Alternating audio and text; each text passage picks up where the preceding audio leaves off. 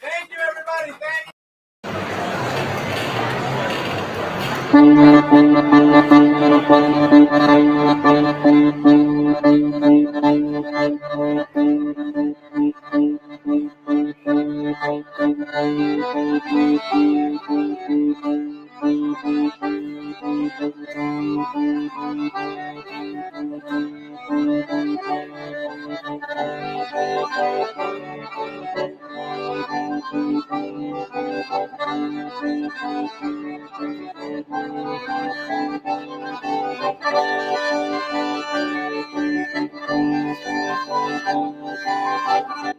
In the early 50s, we had a television, and I saw an accordion player on television and begged my dad to buy me one. And he said, well, they're pretty expensive, and if you're really interested in another year, I'll get you one. And he did. So I started when I was about 5, and took lessons from a guy named Joe Macco at the beginning, who was one of those door-to-door guys. And I need to ask a couple of questions. First of all, who was it that you saw in? Dick Contino. Dick Contino was a guy who was on one of the talent shows. I forget, Ted Max Amateur Hour, one of those.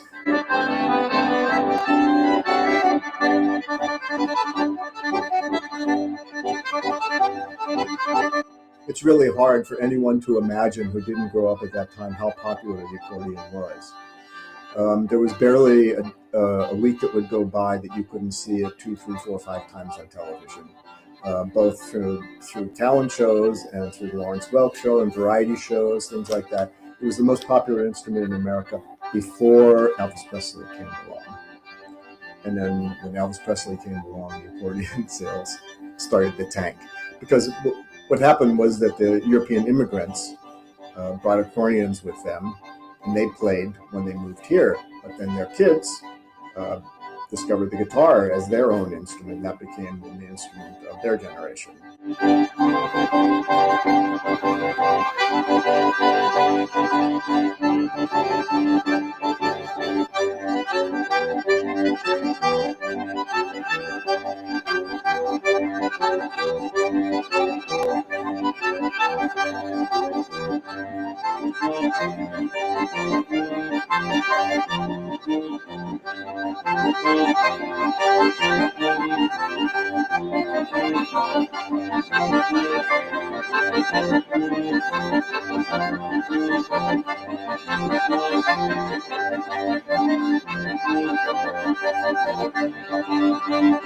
I created some tunes for my band in the style of tunes of the day. I wrote a couple of twists, I wrote some cha-chas, but I didn't really know what composing was.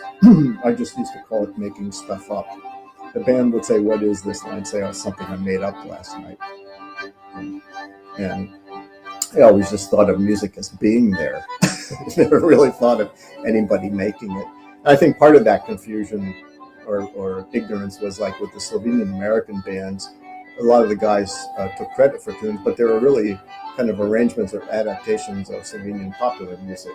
So there was, it's like with a lot of folk music, you don't know what's created, and it's because it's part of a living tradition.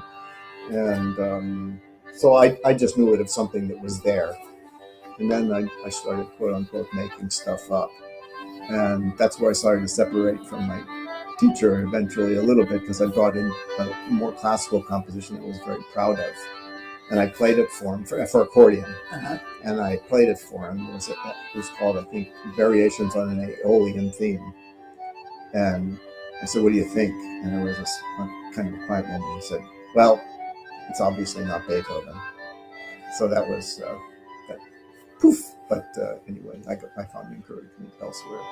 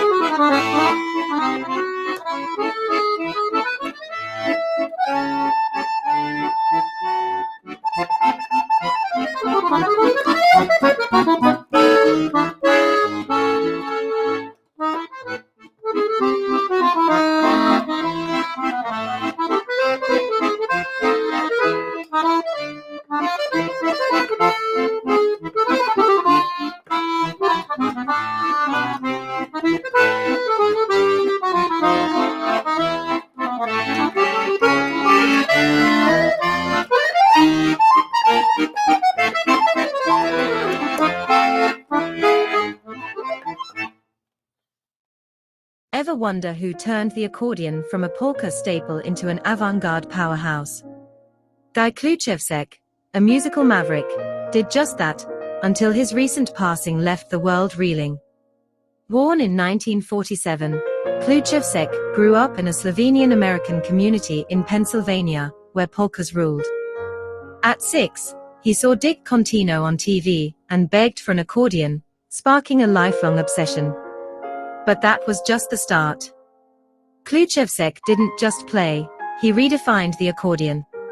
Studying at top schools like the California Institute of the Arts, he dove into new music, jazz, and free improvisation, blending them with his polka roots. His bold vision made the accordion a star in Manhattan's experimental scene. And what happened next would shock everyone. His Polka from the Fringe project, launched in 1986, was a game-changer. Kluchevsek got composers like John Zorn to create wild, 3-minute polkas. Think 12-tone experiments and pieces played on Kleenex boxes. Some traditionalists weren't thrilled, claiming you couldn't dance to them.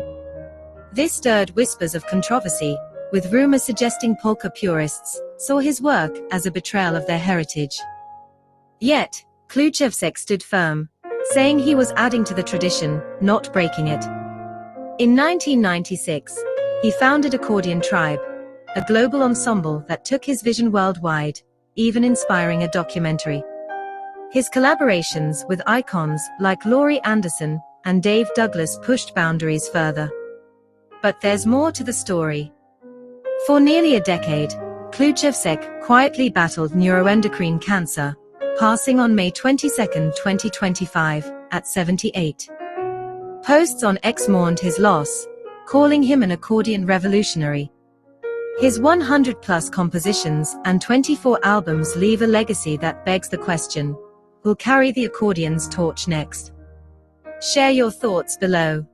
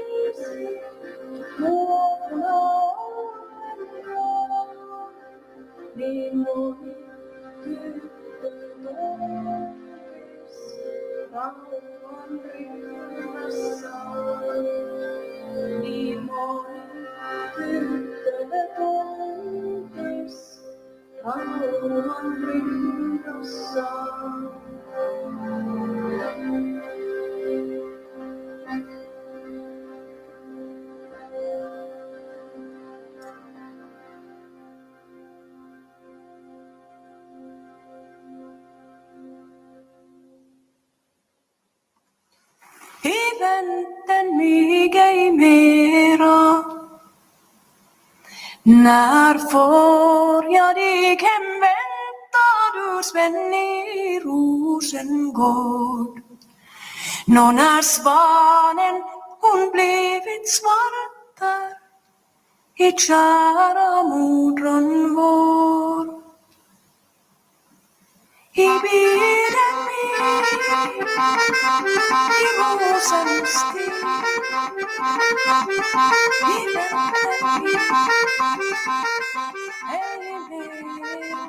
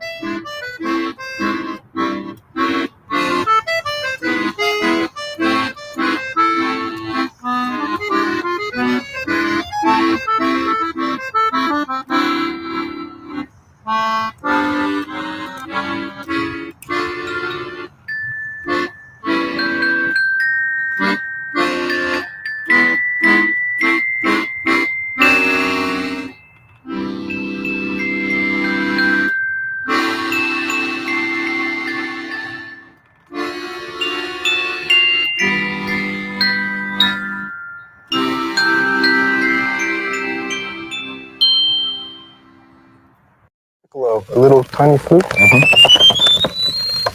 Oh. Could I touch that? Sure.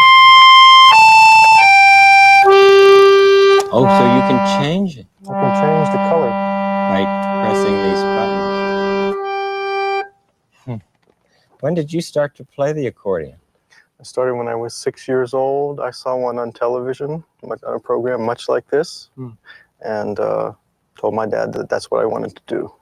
And so you didn't start to play a big one like this, did you? No, I started with a tiny little, called a 12-bass accordion. It's only about this big. And you played it and played it.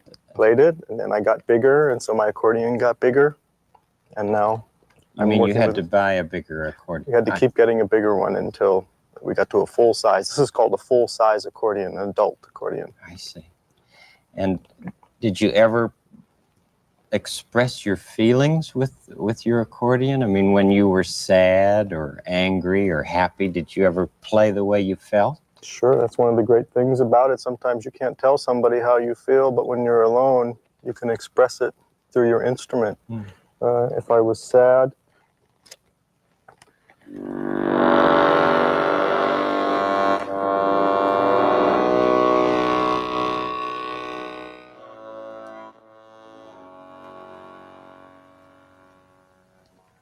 or if I was feeling angry, I might do something like. And other times, I might be feeling on top of the world.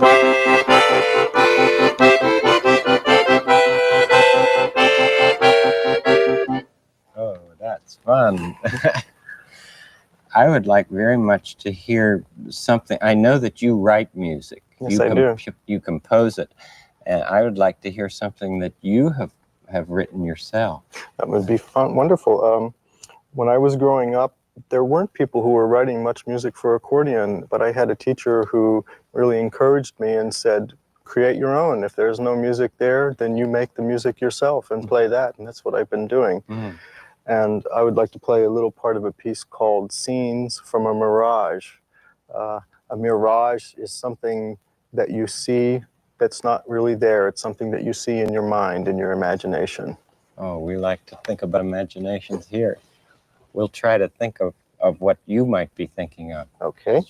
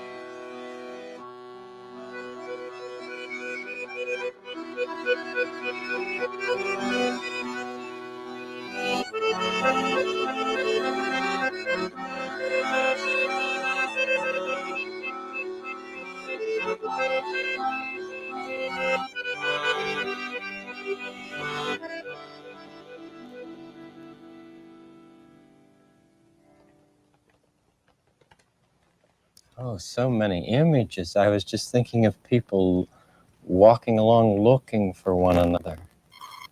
I think when I wrote of it, I was thinking of people riding through a desert, and they would see things through this kind of mist of sand. But other people see different things because we all have different experiences. Yeah.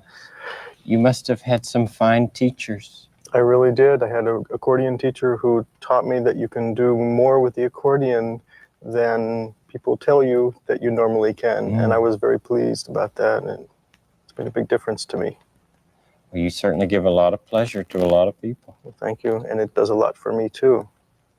But, you know, Fred, it's a great pleasure visiting the neighborhood, but I really have to go because I have a concert and I still have to practice some more for it. You practice every day? I try to, especially when I have a concert. Well, thank you for coming by. Thank you for having me in the neighborhood. I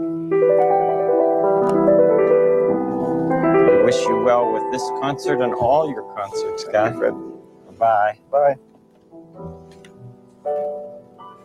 Mr. Klusevic is such a fine artist.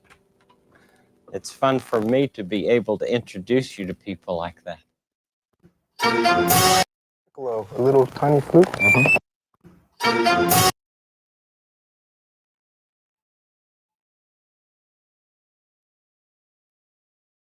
Now I'm unmuted. Okay, hello. Hello, everybody. Happy Tuesday. If you're just tuning in, let's see. Let me take a look at the chat here, just in case people are going to say hello. Hey, Bertie Wooster. I was wondering if I would see you today. Okay. Hey, Izzy and Mike Siaka, hello, and Tom. Yeah, great, wonderful. Happy to have all you guys. I started the pre-roll of the show off with alternating videos of Rob Reich.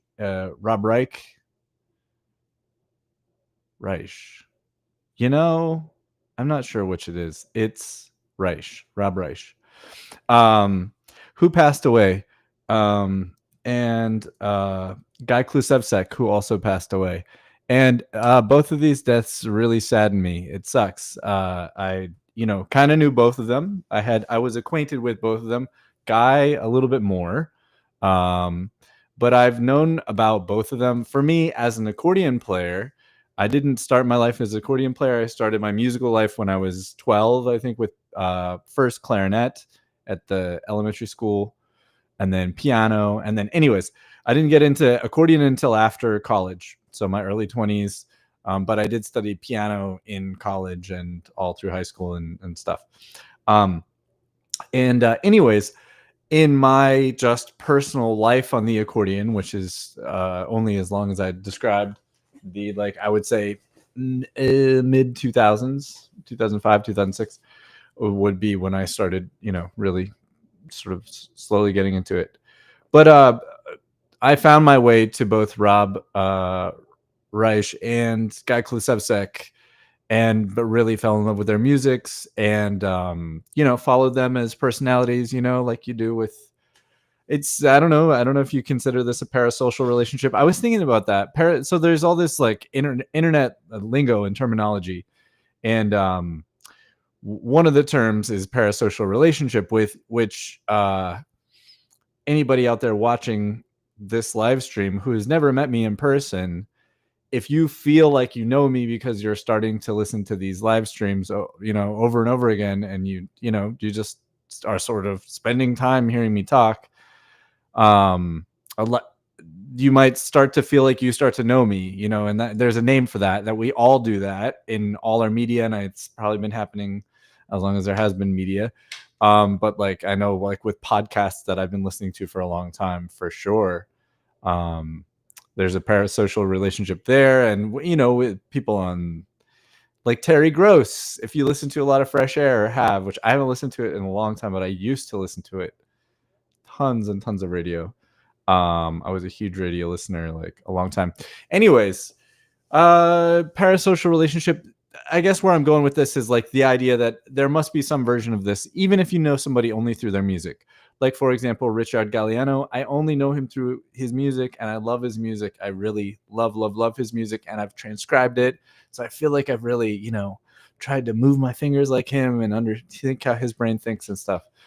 And so that's a kind of a form of a parasocial relationship. And I have that with these two guys, whatever that is, for music. Like, you feel like you have a sense of them and you miss them. And this sucks, Guy was a guest on the live stream before, and I have to dig that up and chop that up into clips. This reminds me to do that. But that was so cool. And he was so thorough, and like, he gave me this whole email with like all these suggested the videos that he wanted to watch and stuff like that. And man, and Rob Reich is a San Francisco based accordion player, and I know of him because he was doing I've subsequently learned over the time that Rob does tons of different things, many more than I do, in a way that it fills me with a little tiny bit of envy and more like how cool and inspiring, that artist's kind of thing that we have. He's so good. He really is so good. He went to Oberlin. I know that. I met him in person a couple times because he would play in duo with a band called Gaucho. Dave Ricketts is the name of the guitar player. He played like a dobro thing. And the two of them would come to New York, and like, I just sought them out, to meet Rob. And many people over the years, like, would say that I resemble Rob. That's always a kind of a fun thing, just to get that over and over and over again.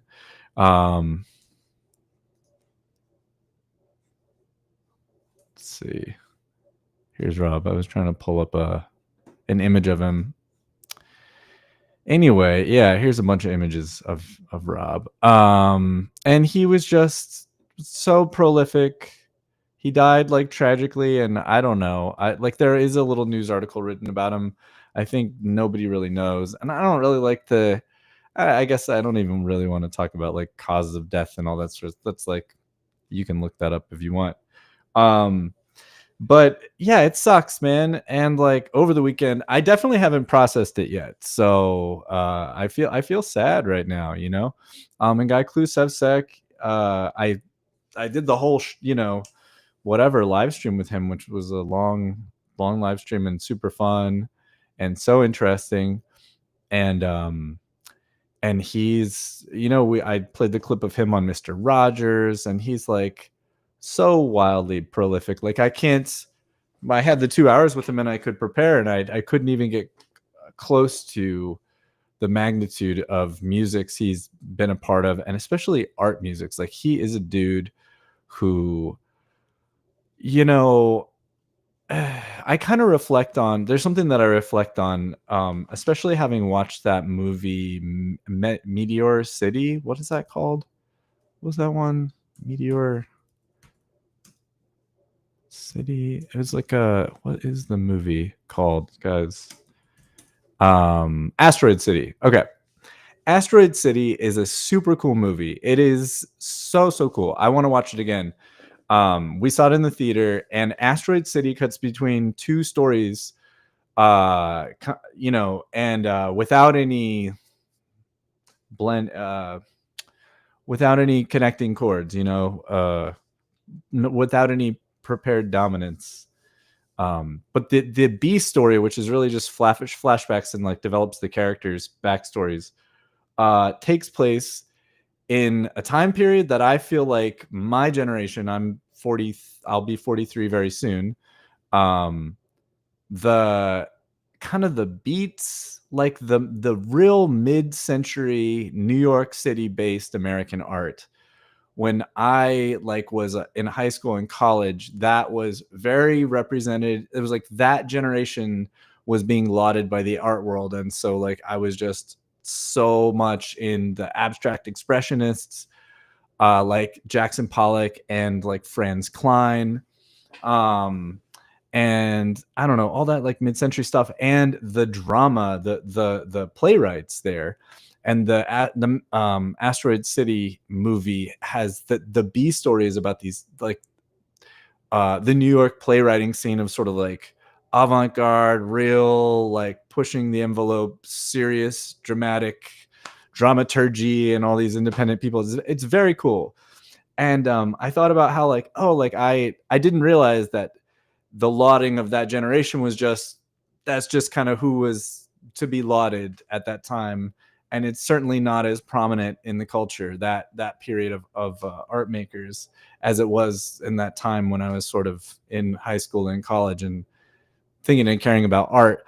But I guess where I'm going with this is I feel like there's a kind of an artist that doesn't really,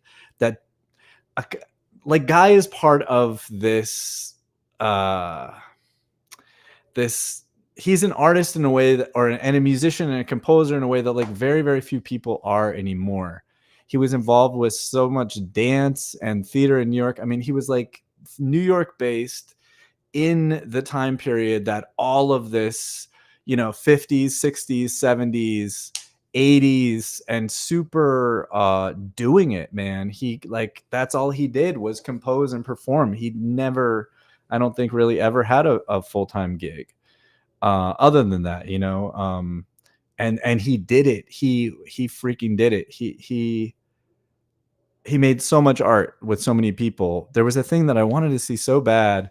I just wasn't around. It was like a site-specific piece that he put up, I want to say in like 2018 or 2019 in New York. And I think it was in an old church or something. And he had composed this stuff, and it was like there was 6 or 8 accordionists in the room around you, and they're spread out. It was like, kind of all around you, like 2 in the back, 2 on the sides, 2 up in the upper sides. And then like this whole composed thing. I mean, just like super creative stuff. And then I don't, you know, all his stuff and his just he's very important. He is, you know, just to talk of his sort of I don't know, guy is a very important American accordionist, and I'm saddened by the fact that he does not exist on this earth anymore. And he's cool. It's like, I don't know. Thank you. Very, very cool. Very, very cool. And Rob, you know, passed away way too early, you know, very, very, very tragically. And that just totally sucks. In kind of preparing stuff and listening to Rob's music, I was like, you dumbass, you know, talking to myself, like, why have we not been watching Rob on the stream with all the other jazz accordion stuff? Because he's freaking phenomenal. Like his time, his note choices, his improv, he has a real humor and zaniness about him in a way that led him, you know, he creates a lot of like very fun, playful musical projects. And like he finds like humor in the music itself, you know, like how the actual sounds of the music and the feeling of it can be humorous and playful. He, you know, was doing this super amazing new circus music for a circus. I think that was a thing that he was regularly composing for. Super prolific and also fabulous piano player and of course composer and arranger and stuff. It sucks. And he was like always working. He was doing it too. It is really quite a bummer. So anyways, in memoriam, those two guys. Let's watch one more piece each to kind of close this out. And then we'll get on to the let's yeah, okay. So here's Rob from Circus Bella, which is the circus I was referencing. This would be Concerto for Ralph, who's the trumpet player, right? Ralph Carney on. Oh no, who's on trumpet? Well, it's Concerto for Ralph, right? So okay, Ralph is on the slide clarinet. Whoa, okay, here we go.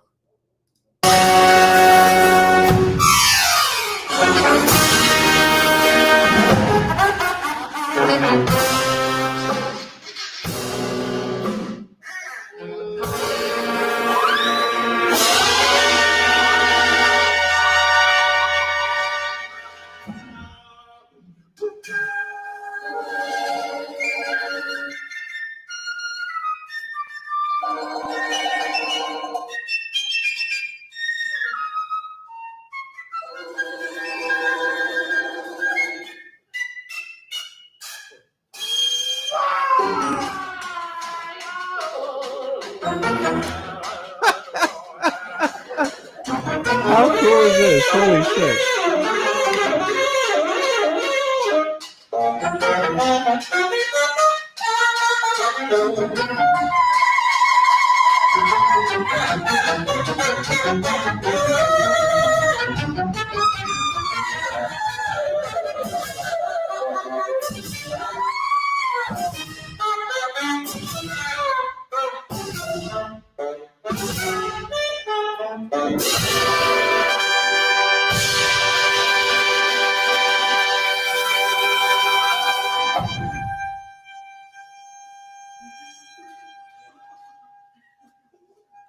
Okay, wait. The whole time. Wait, you guys aren't seeing this? Ah, shit.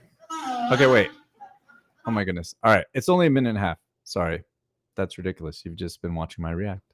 I apologize. Okay, get my life together here. There I am. All right, we're gonna start this over. It's so incredible. We need to hear it again. So, what was not apparent to you is that this is a concerto for Ralph, and Ralph is playing like a million different instruments here.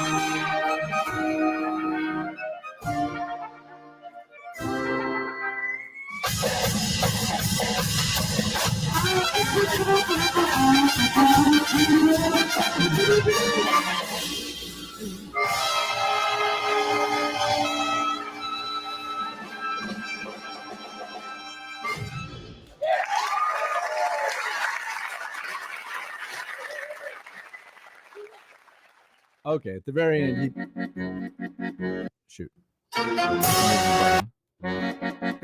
At the very end, Ralph Carney picked up a trumpet. I'm like, the name in my head is a trumpet player, so, but obviously so much more. So that's Rob Reich. Holy cow, how fun! Like, Justin, creative, brilliant. What a bad dude. And okay, so then we'll kind of finish this in memoriam section with this performance of Guy Klusevsek, but he's not playing one of his compositions. He's playing a composition by his bandmate, collaborative partner, and friend, Lars Holmer. And this one's called Bove's Psalm. And I was just thinking about it, I think yesterday. It popped into my head. And it's a really beautiful tune.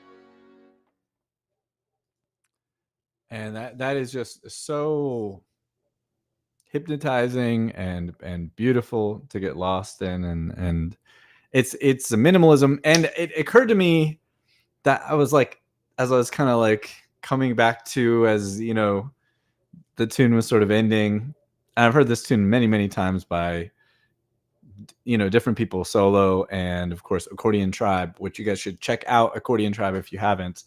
That's one of the earliest things that I found in my, like, oh, I like the accordion, let me find out different, you know, let me explore different sounds from around the world on the accordion, which is what I'm still doing today, right?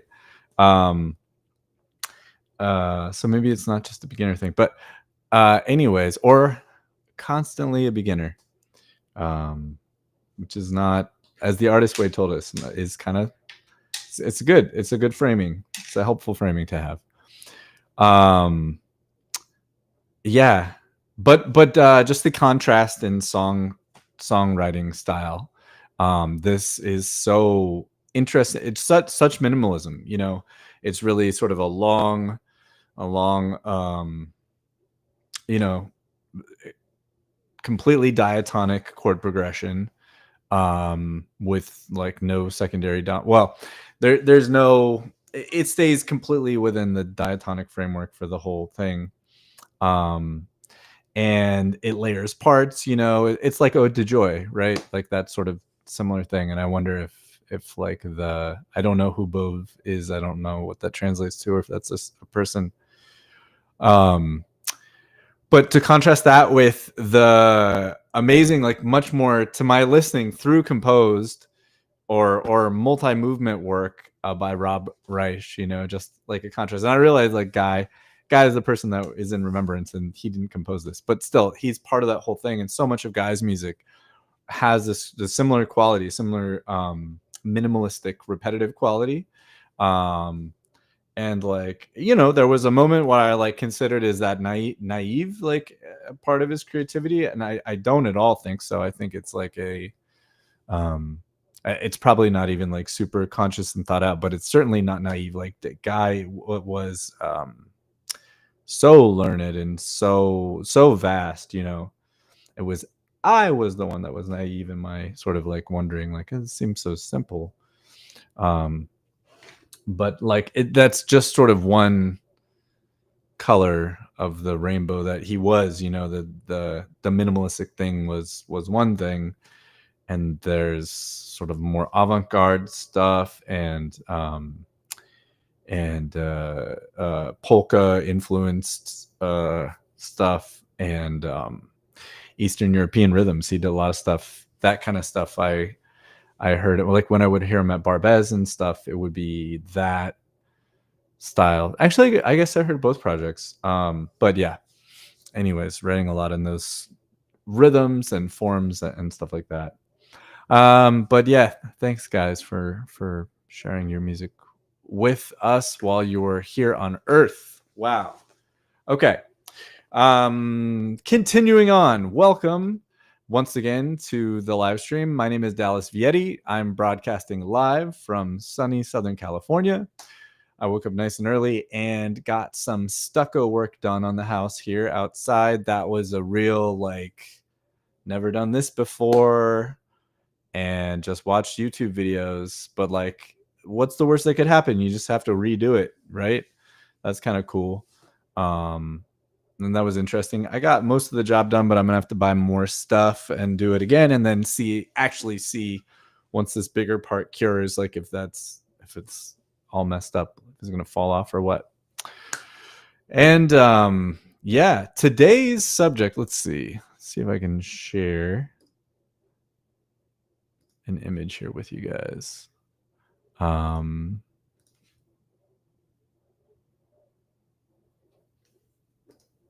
No, you know what? I can't. I was going to pull up the image for this live stream, but I can't find it on my computer.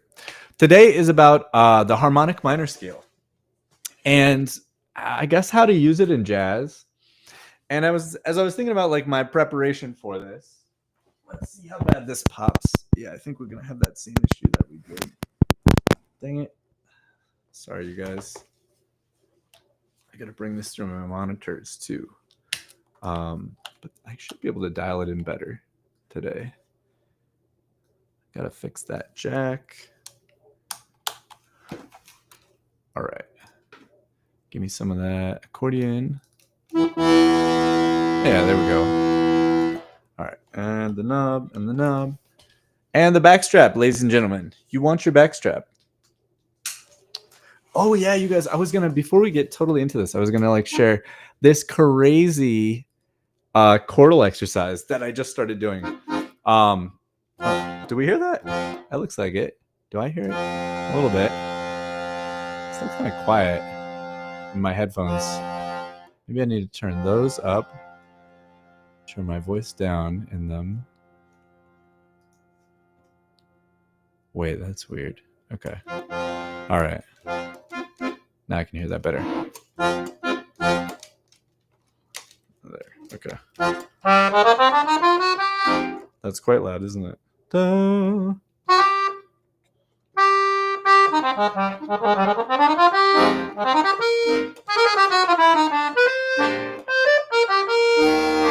Well, that sounds nice on this side, at least. I hope you guys can hear that all right. Hey, Courtney. Yeah, absolutely. All right. Okay, so I've been just kind of doing a lot of work on block chords, and I was talking to Frank Petrilli, and he was talking about, drop twos and all that, and then that went in my head. And so I just a couple of days ago I started this little exercise, taking a Lullaby of Birdlands as block chords through 12 keys and doing it in a bunch of different ways, and it is crazy. It is really, really strengthening my hand, and I hope it's in a good way, like I do. I've been stretching a lot and really in contact with relaxing tensions and stuff, so I think it's good. But I'm not gonna know. All I have is the feeling of working a lot of muscle. I don't have any of the bad effects, no tendonitis feelings at all, no tingling, no nothing. So that's how I listen to my body to know whether it's good soreness or bad soreness, And with the hands, I have definitely tended to be way err on the overcautious side. And I don't know. Anyways, but this is pretty crazy, and I just totally stumbled into this. I did not expect this to be so cool. So I'm going to do it in the original key, even though I have been doing it in other keys and it sucks. So some of the keys are really bad. What are the two worst ones? F sharp minor, and was it B minor? Oh man, it was something else super crazy. Anyways, okay, so in the original key. So these are all closed position block chords.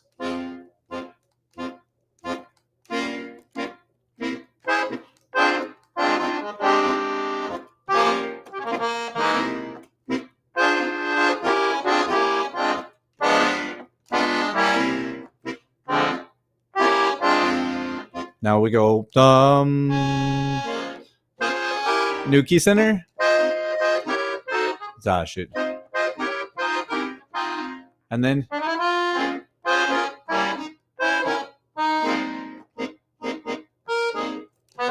G7. I definitely don't, even in the original key, I do not have it to tempo, where with block chords on every single note.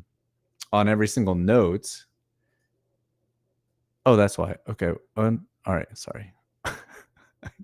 I didn't have my voice through the monitor, and then I was confused. So that part alone. Oh, and this is too loud, isn't it? Okay. So this gain is too loud. All right. Da da da da da da da. There we go. Okay. Yeah. So Bertie Wooster says that's gonna be awesome full speed. Yes, it is. But wait, feeling this is an infomercial. But wait, there's more. So that's just the first step, and like a lot of times I've also been playing around with singing, not changing my do for key centers as I get to them, as a way to experiment if that keeps me overall tied to the center tonality, because this tune is in two key centers that are relatively simple to navigate. The tune is super elegant. There's all this symmetry and repetition, and sort of 2 goes to 1, and this 4 goes to 3. And the melody and the way the harmony moves just perfectly. It's not only a great pop catchy tune, it also is just really perfect. Anyways, what was I saying? Oh yeah, I've been playing with just playing around with solfege, and whether instead of changing my do when I got to the relative major melody, and then changing my do back to the minor tonality, instead of doing that, just keeping it all the minor tonality and then making everything altered to C.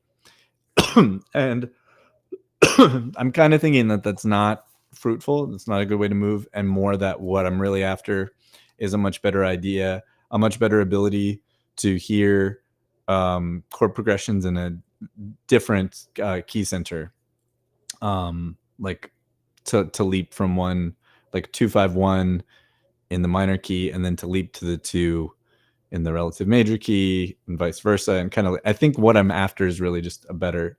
So I've sort of decided to not pursue the fixed do thing, but rather to just work on that part of my ear training. Anyway, back to the playing. So, yeah, like go through a cycle of practice. That's what works great for me. And transpose things into the next key, half step up, works great for me. All those. And then I try to sing with the solfege, sing sol, sol, fa, me, re, do, la, do, ti, sol, re, do, right? Okay, so then I do that, and then I do the block chords, and then where it gets crazy is I start doing drop 2 voicings, which are gnarly. Like, I can barely do it. I'm gonna go slow, and I cannot do it in time at all, and nor with the left hand.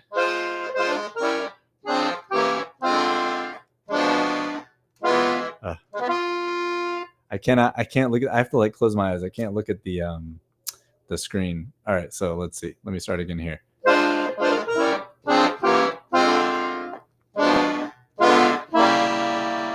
Or an F minor. And here, let's see, that's gonna be dropped. B. That is crazy. A flat to C with D flat and F in there. It's like, wow. It's crazy. That is crazy. I'm gonna keep going though. Okay. Let's see. What's the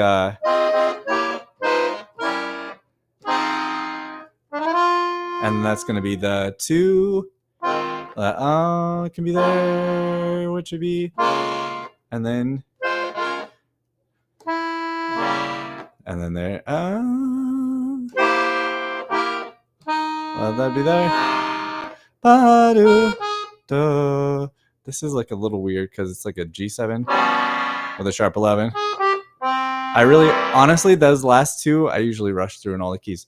Okay, so then I could do the, which I do the whole thing. It's glacial slow today because I just did stucco today before live stream. I didn't play any accordion. It's new, but okay. So you suffered through that. So that's the second thing that I do, but it's not the last thing. So that's really where I want to get at. And that stuff is really like, I've moved it through 12 keys over the weekend, like in between doing housework and stuff. And, it's definitely starting to come out, like just without, let's see, you know,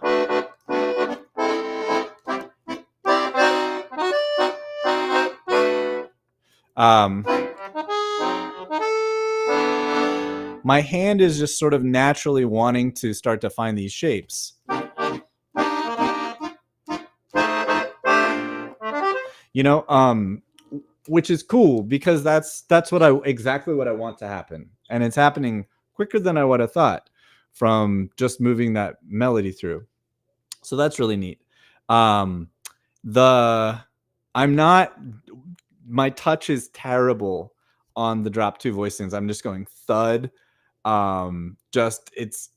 It's purely about stretching and just like getting the brain to think, like to just to get really, you know, like we're building reflex. So it's like, it does take processing power while I'm learning it. You know, I have to like, it takes conscious efforts. Like I have to think about the chord that I'm playing in my hands in its closed position. This is how I do it. And then I visualize like where the second note from the top is, and that needs to come down an octave. And then I sort of visualize all the notes that I need, and then I do it. And that is like the lowest step on the learning ladder, you know, for that. Because once I start to do that and repeat that, then parts of it start becoming automatic and easier, and I can do it, you know, faster is what happens. It's like memory, like the memory, I use this analogy all the time, the memory of language, learning a new language, and you've learned last class, you learned a new piece of vocabulary in that new language. And now the teacher asks you about it a week later, and you're like, ooh, I was just doing the homework last night. Why can't I think of the word, you know? It's a lot like that. And I think that there's also like the metaphor that I'm using is like language. And I think in this case, we're probably all, myself, at least I'm imagining this is a very like visual, like what's the word, you know, or whatever.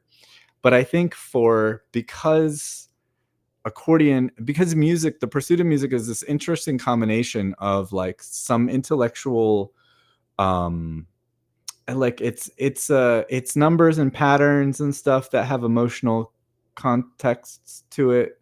So there's a lot of like thinking stuff in it, and abstract visual patterns and things like that, the way things link together in sophisticated harmony and all that sort of stuff. But then there's also like to actually learn it from the body, there is this body's consciousness to it too. So I you know, like I think that there is, as much as I can use the metaphor of a memory of the memory of the notes, you know, like connecting that to say that's like the, you know, a new word in your foreign language class that you're studying, that you're trying to recall. But at the same time, also to get it out of your body, that's like if you were doing a TikTok dance with your cousin, and your cousin is showing you these dance steps, and they're going like, okay, first we put our right foot here and then back, and then we turn and do this. And you're trying to remember those, like, okay, like, so that is not intellectual. It's like a body movement thing, right? It's a feeling, it's a whatever. And that's not an idea in the same way that like knowing that I have to drop the second note from the top of the chord to do that, or visualizing like where my finger should go, like, because the location of my finger is like an intellectual idea, but then the movement of my hand getting there is like to connect to learning a dance routine or something, you know.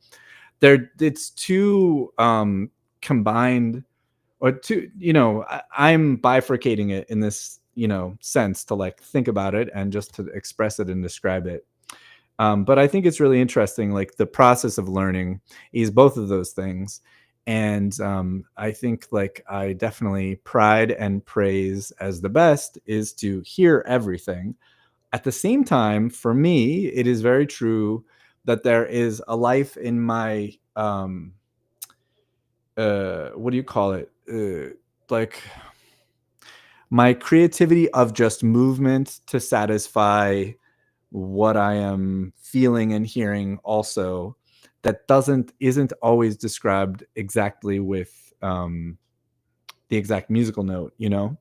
And I think that's a place that I like to be, but I just know that like for me, the feeling of a gesture is a big part of my creative, of my creativity and my creative intuition and stuff like that, and I try to honor that as well, and not like say, well, no, I can't move until I know exactly what the note is that I'm hearing, you know. I just don't want to impede that. Okay, so yeah, with repetition, it's crazy. It's very cool. So now the last thing that I do is like finger buster. And I was just like listening to stuff about Art Tatum, because over the last year I got really into Art Tatum. I love Art Tatum. And he has a piece called Finger Buster. And this is kind of like my finger buster exercise. I'm not recommending any of this stuff to you guys yet. I want to see if this in my body, even though I'm trying to be really good and it feels fine, I want to make sure that I could share it with you as something to do, telling you that I've been doing this for a month or something and I don't feel anything negative in my hand. But it definitely will. Like you have to really work up to stretches on the accordion of big chords. And I would not recommend doing any drop two stuff until you're very competent. Like you can play melodies and stuff with close position block chords. Get good at that first. So anyways, okay, so the last step. So the first step was 4 notes, and it's all 6 diminished scale harmonized. So becomes,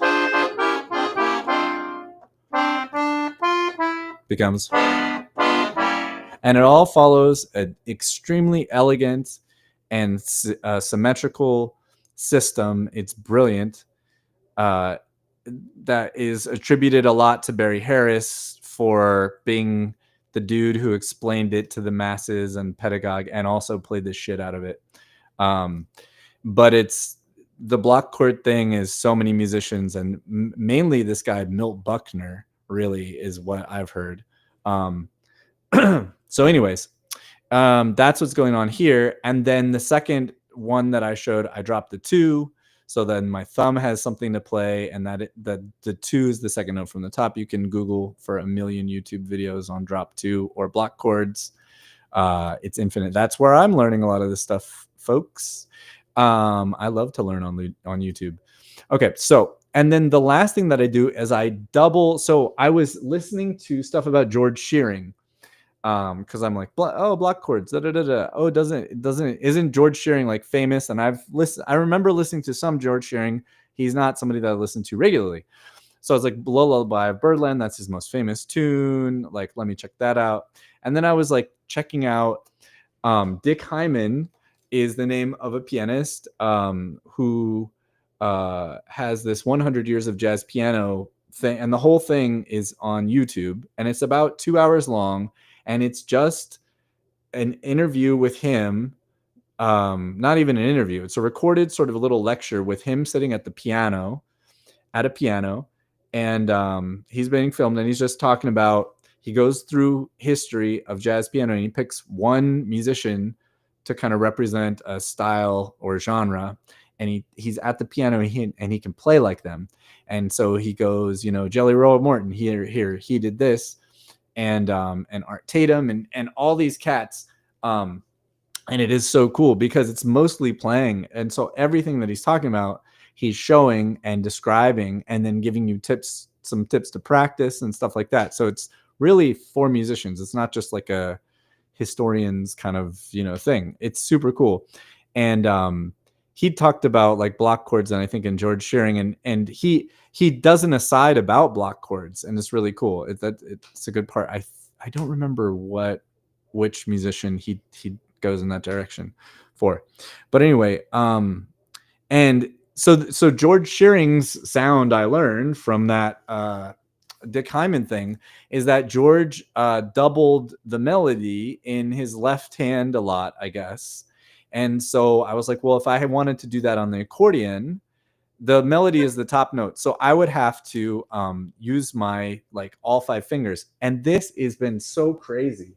Like I've never, ever in my life, even as a pianist, ever played so much sequential sort of melodies harmonized with all 5 fingers.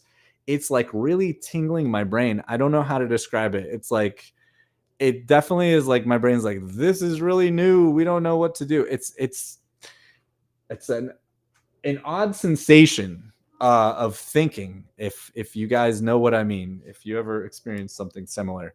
So here it is really slow.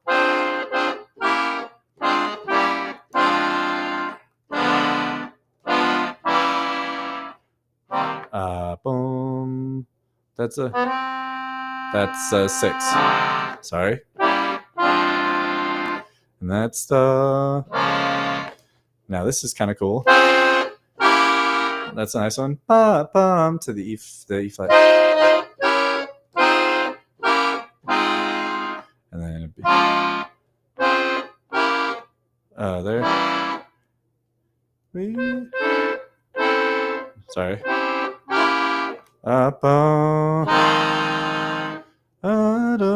What's that goes? Sorry.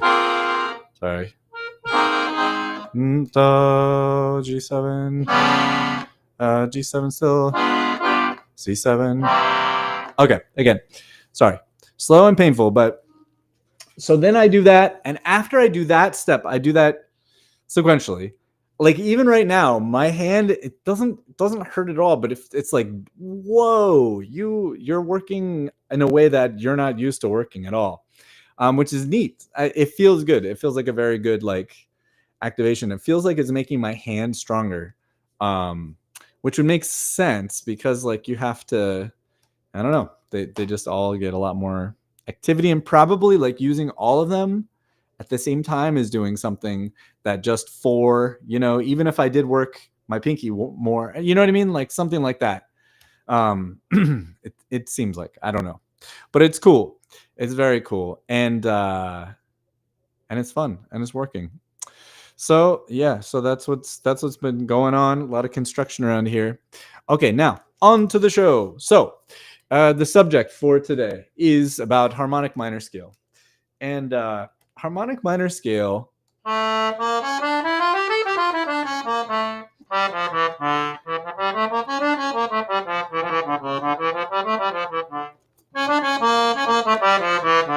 harmonic minor scale is known like it is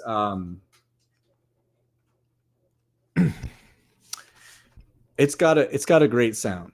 Harmonic minor scale. Let's see if I can get my face in there. Oh, because I have the headphones on too. Okay. All right. So a D harmonic minor scale, say for example. This is how I describe it when I teach. All of the minor scales, of which there are a few, have the same. The first 5 notes are the same. So whether you're playing D natural minor, D harmonic minor, D melodic minor, any of those, D Dorian, which is another minor scale, although it doesn't have minor in its name, it's a mode. Any of those has they all have the same first 5 notes. So if I asked anybody with great ears to say which harmonic minor scale am I playing, and I only played the first 5 notes of the scale, they wouldn't be able to tell me. They could guess, but they wouldn't have any information to tell me what that is, you know, based on what they're hearing. And I think that's very useful for any of you to know, because the minor harmony doesn't get talked about as much, and it is legitimately a little bit less regular. You know, it has more sort of irregular things in it, if to borrow from language, like verb conjugation sort of things. It's like sometimes it's like this, sometimes it's like that, sometimes this is the better one. It could use this. Oh, you could use this minor scale or that minor scale or da da da. It's really kind of like a mix and match to get the sounds that you want. So it is legitimately more confusing because there's just a lot more options. Whereas in a major scale, you can understand really the basic harmony of the whole thing from just one scale. With the harmonic minor scale, what usually ends up happening, or with any minor tune, usually there are all kinds of borrowed notes and borrowed chords and stuff in there. So anyway, about the harmonic minor scale. It has those first D, E, F, G, A, and then you have a flatted 6th, a natural 7th. And this part of the scale is what makes the harmonic minor scale so cool, which itself is sort of like a sound meme, I guess you could say. Is it Orientalism? I don't know. But it certainly is a very cool little melody that we all recognize. And a lot of like the Balkan music that I have learned when I lived in New York and played with Adrian Chevalier, and he was giving me all these tunes to learn. A lot of that music is uses modes of the harmonic minor scale. So like the whole 2 sections. That's it. Been doing master.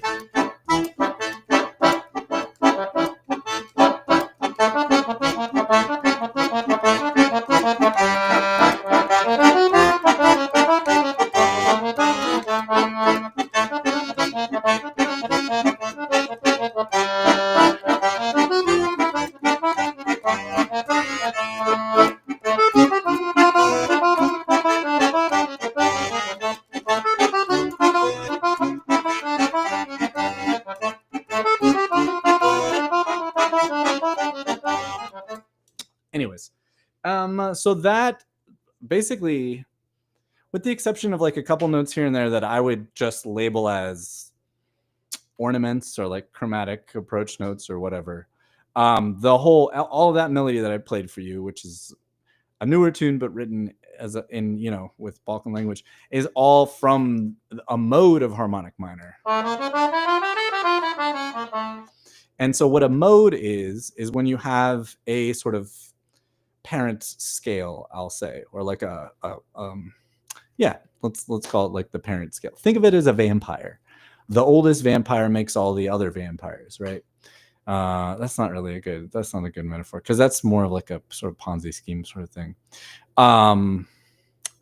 Anyways, they're all sort of aspects of your parent scale. So the major scale, as we think of it, if we make modes out of this major scale, focus is having problems. It's a desert mirage. Desert mirage. Thank you, Courtney. Okay, so anyway, all the same notes from C to C. Imagine you're playing Scrabble. I feel like this is a good like descriptor that I have that is good for explaining what modes are.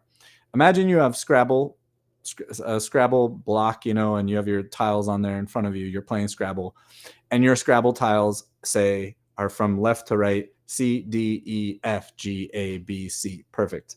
And you're able to play that word because we're playing a kind of Scrabble that is called musical scales Scrabble. And all your tiles, you have to make a musical scale, the octave of it, and then you can play that against other musical scales. What a nerd ass idea. That sounds like something they do at like Princeton when Milton Babbitt was there or something, or maybe it's not weird enough. Anyways, so imagine that, and then you're like, okay, like I could make this word out of that, right? Those notes. But then if you took and rearranged it, so instead of going from C to C, it went from D to D. So it's like you have all the same notes, but you're just starting here and ending there, right? So imagine your Scrabble tiles, doot, doot, and you can play that on the board. That's a mode of C, and it has its own name, its own scale, but that's the idea. And so every step of the parent scale, this scale, you could have a mode, and this scale from this, that could have a mode too. And this is useful it gets used in a number of different ways as compositional tools, as improvisational tools, and I guess as theoretical tools to like understand, how music works. And the modes those modes have ancient Greek names, because the Greeks had modes, because it's sort of a mathematical thing. Not because, but like, I guess to me, it's like, well, the Greeks, Pythagoras, math, this like really, fundamental math. Anyways, okay, so you get the mode, which is cool. And so with just like for improvisation, I could improvise jazz like that. It is gonna sound a little not quite right, because not a whole lot of jazz actually uses the full scale like that. So sorry, I meant to hit the beat.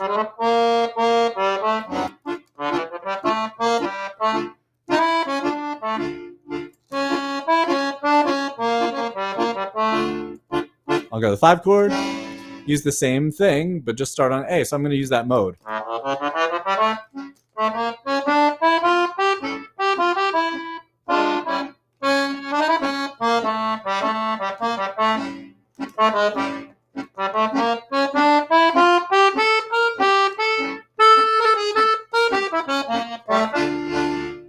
So I like these scales because it's for somebody, like the advantages of this as an entry point, or for me to sell you guys on this as a wonderful way to improvise and play around with minor chords.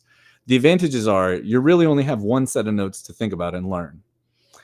That's also the disadvantage. That's why it's only ever going to sound so good, because the sound of jazz is not one scale. It's a lot of other extra notes and stuff. But the advantages, again, because we're talking about just getting started, getting into it, the same scale works really well over both the 1 chord and the 5 chord, which also means that it's going to work over the 2 chord too.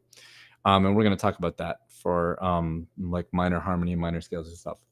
And then there's like so much tension in it, like because it's got the lowered 6th and the natural 7. So like if you're using this version over a D,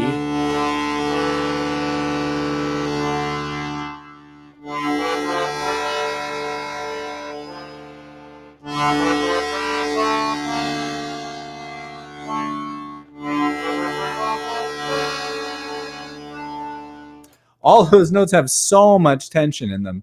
So when we're designing improvisational figures, usually we have these, it's a lot of creating tension around notes that are from the chord that is being played while we're improvising. So if I'm improvising over D, oh, sorry, here's a D. There's a D and D minor in my left hand.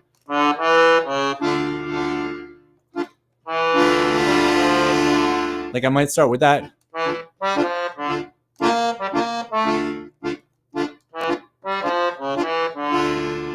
I have just from the scale, if I just make skips in the scale.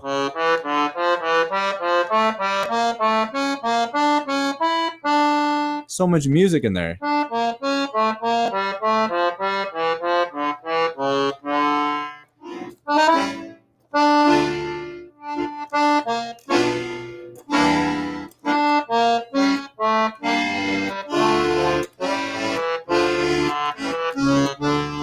It should be that.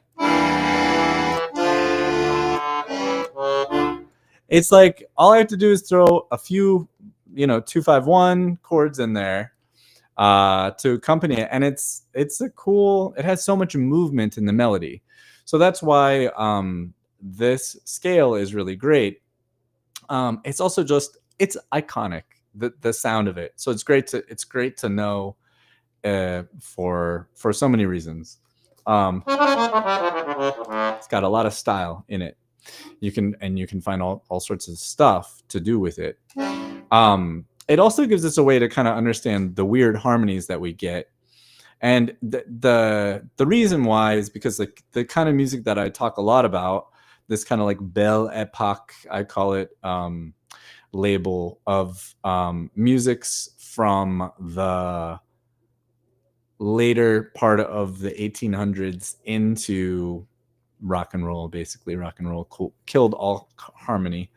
Boo, rock and roll. Worst thing that ever happened in this country. Anyways, all of that harmony shares so many things. They share this idea of like these within a particular song form, which is often 16 bars, which can be part of a longer song form. So the music's, to be specific, we'll talk about like military marches, which in the United States came to the apex under John Philip Sousa. His compositions are sort of the height of that tower, but all sorts of similar music, of which ragtime is, started a lot with ragging up popular melodies of the day, which popular music was also very influenced by that. Broadway music, in terms of the latter half of the 1800s, that whole, England and New York and all that sort of stuff, that musical theater stuff, tango in Argentina and choro in Brazil and musette waltzes in France, they're all using, in the earliest ones, very often have the same sort of song form and songwriting and harmonic movements. So 32 bar movements, 3 movements in the song form, rags, like, ragtime, which is based on John Philip Sousa marches, have the same structure. Tangos, the early tangos, traditional style tangos, musettes have the same structure. Choro music has the same structure. So I feel like I might be leaving one out, and those are all sort of birthed around the same time, they share, you know, kind of musical diaspora, cultural Western musical harmonies, and then they're varied in a lot of other ways. And I don't know what the root is. I would love to know, you know, that's kind of one of the things I sort of look up every once in a while. It's like, what's the root below those things? You know, what was before that that's similar to it? Where did that sort of come from, that idea? And that'd be a great question for Reddit's /r/music theory, which is a phenomenal, some brilliant people answering stuff. Very, very thoughtful. Anyway, okay, so you've got these small phrases. What the hell was I even talking about? Okay, so this scale and minor harmony. So I'm gonna hop on the iPad to talk about it. But if you can, like, it, my aim with this is to talk about the harmonic minor scale as sort of like a lost leader to get you in the door, and then to explain like minor harmony, because once you, like, as you understand minor harmony better, it'll be so much easier to understand the different minor scales and how we use them in the genres that I'm talking about, the Belle Epoque musics, tango, choro, musette, and ragtime, and John Philip Sousa. Not that we're like improvising on John Philip Sousa marches, but you could. Anyways, arranging and all that sort of stuff. And so let's go to the harmony. That's where I'm trying to get to. So let's go to harmony. So I'm going to do D minor, stick with D minor, so that way I can tie this into Dark Eyes. Let's see, I'm just trying to get back to Fourscore and share that on the screen. And I say this a lot, but the way to start with minor harmony is to think of it exactly as major harmony, and just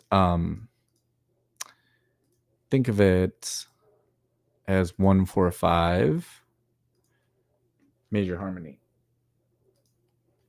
and then just flat a few things, and that provides such simple elegance. So let's see, let me look over here. Yeah, that's good. Okay, alrighty. Yeah, it's gonna work. No back button there. Okay, so get this nice grand staff. Hang on, I gotta orient this better.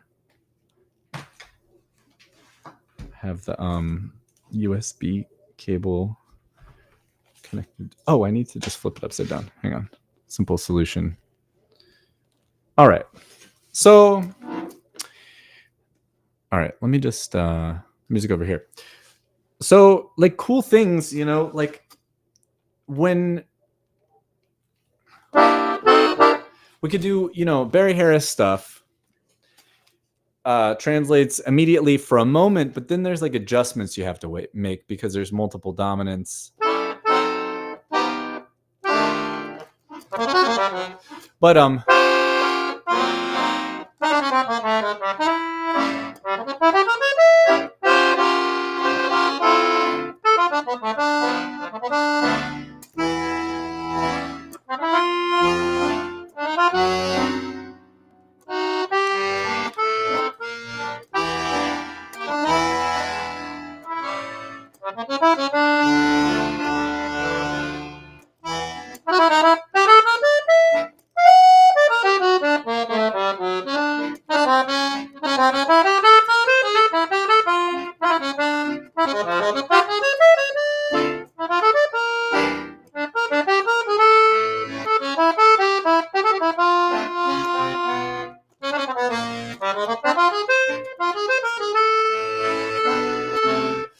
there are some really cool cliches too, or pieces of harmonic vocabulary in minor, things that, like, harmonic things that are really important to happen in minor that you've heard before, that you might not know about also. Oh, sorry, everybody. Zoinks.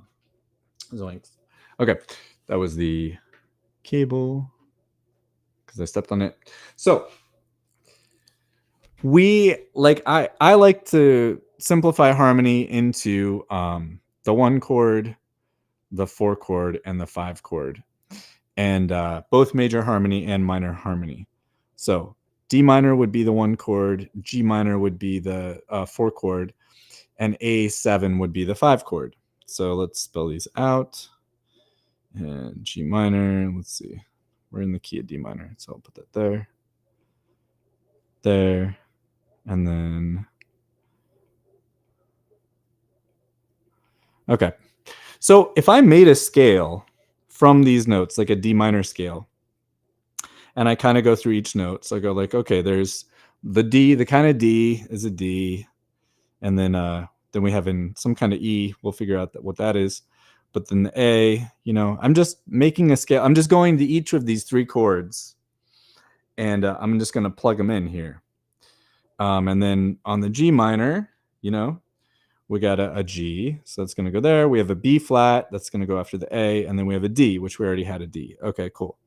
And then let's check out the A. So A would be right there. I'm just going to put that flat in there. So there's the a C sharp up here. Zoom out a little bit. And then an E. So we get from the notes of those 3 chords, we have like a couple repeated notes.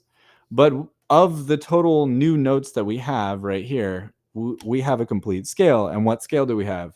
We have the harmonic minor scale. And I think that is... it's very cool to understand why this is a cool scale to use for both like making harmony, understanding harmony, building chord voicings, and improvising. So the sum of these 3 chords gives you the harmonic minor scale. So it has all those notes. So to me, the reason why it's called the harmonic minor scale is because if none of the other minor scales can you stack the chords that would can you stack the notes and make chords from them and get what you want in terms of the most commonly used harmony, like the 1-4-5 sort of harmonies. If you don't have this particular setup, because what we like is if our 1 chord is minor, we like the 4 chord to be minor, and we like the 5 chord to be really dominant, especially it doesn't always have to be dominant, it could be major, but in a minor key, most of the time it is dominant, usually with some other kind of crazy tensions on it. But what happens is, like, if you use the harmonic minor scale and you just stack in thirds like I'm doing here, you get the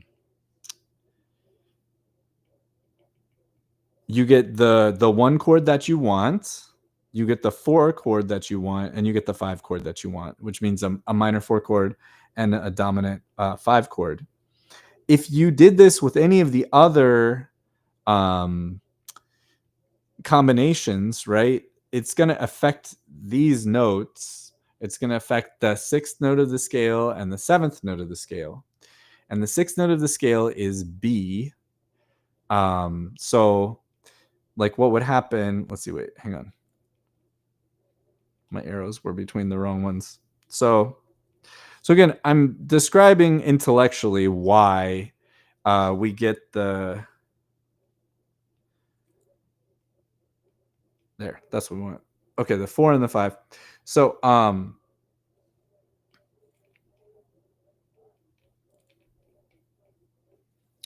we get the 4 chord that we need. We need a minor 4, and we get the 5 chord that we need. We need the dominant 5. If anything was changed, like to do any other scale would mean either having a natural B, which would not work for our 4 chord, or it would mean having a natural C, which would not work for our 5 chord. So any other combination of the possibilities, that means Dorian, natural minor, and melodic minor. Melodic minor is like weird because it's not the same. It's really two different scales. It's kind of bizarre. So like I feel like it's even, I don't know. The classical melodic minor thing is a half-baked idea. It's not nearly as elegant and useful as these other ideas. Anyways, okay, so this is why I believe the scale is named harmonic minor, because if we stacked harmonies from it, we get the correct like 1, 2, 3, 4, really the 1, 4, and 5 that we want. We also get the correct 2 and the correct 7, which are very important. So then what happens harmonically is we go, okay, the first thing for everybody to know about like the harmonies is that you're going to have a 1 that's minor, and then the 4, which in this case 1 is D minor, 4 is G, is going to be minor, and the 5 is going to be a dominant 7. So your harmony exercise based on this little live stream is to practice from your brain and your ears, not from your eyes, not reading anything. Practice 1, 4, 5 in all the keys with whatever in the left hand. That will get you so far. Transposition in a methodical way does something to my hearing, and I suspect that it must to yours as well. It's incredible how helpful it is to learn it, to really see it as from a grander scale. It's really cool and pretty quick. Okay, so then we build our harmony from there, and what the jazz age added, or really what the bebop period and beyond added, is something that now you see in so much jazz writing, which is instead of a 4 chord, or instead of a long, which is subjective, the word long, instead of a long 5 chord, they, whoever's playing, my straw man, me, minor songs, I should say, minor songs. Pronouns, pal. Okay.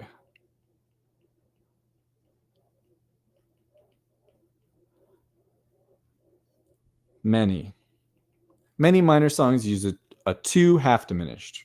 So here's my 2 half diminished right there. I already gave it the extra note that it needed. It's called E minor 7 flat 5. You could also call it E half diminished. I do know why we have these 2 names. One describes how it functions. The other one describes how it's spelled. The quality, I should say. But they're the same chord.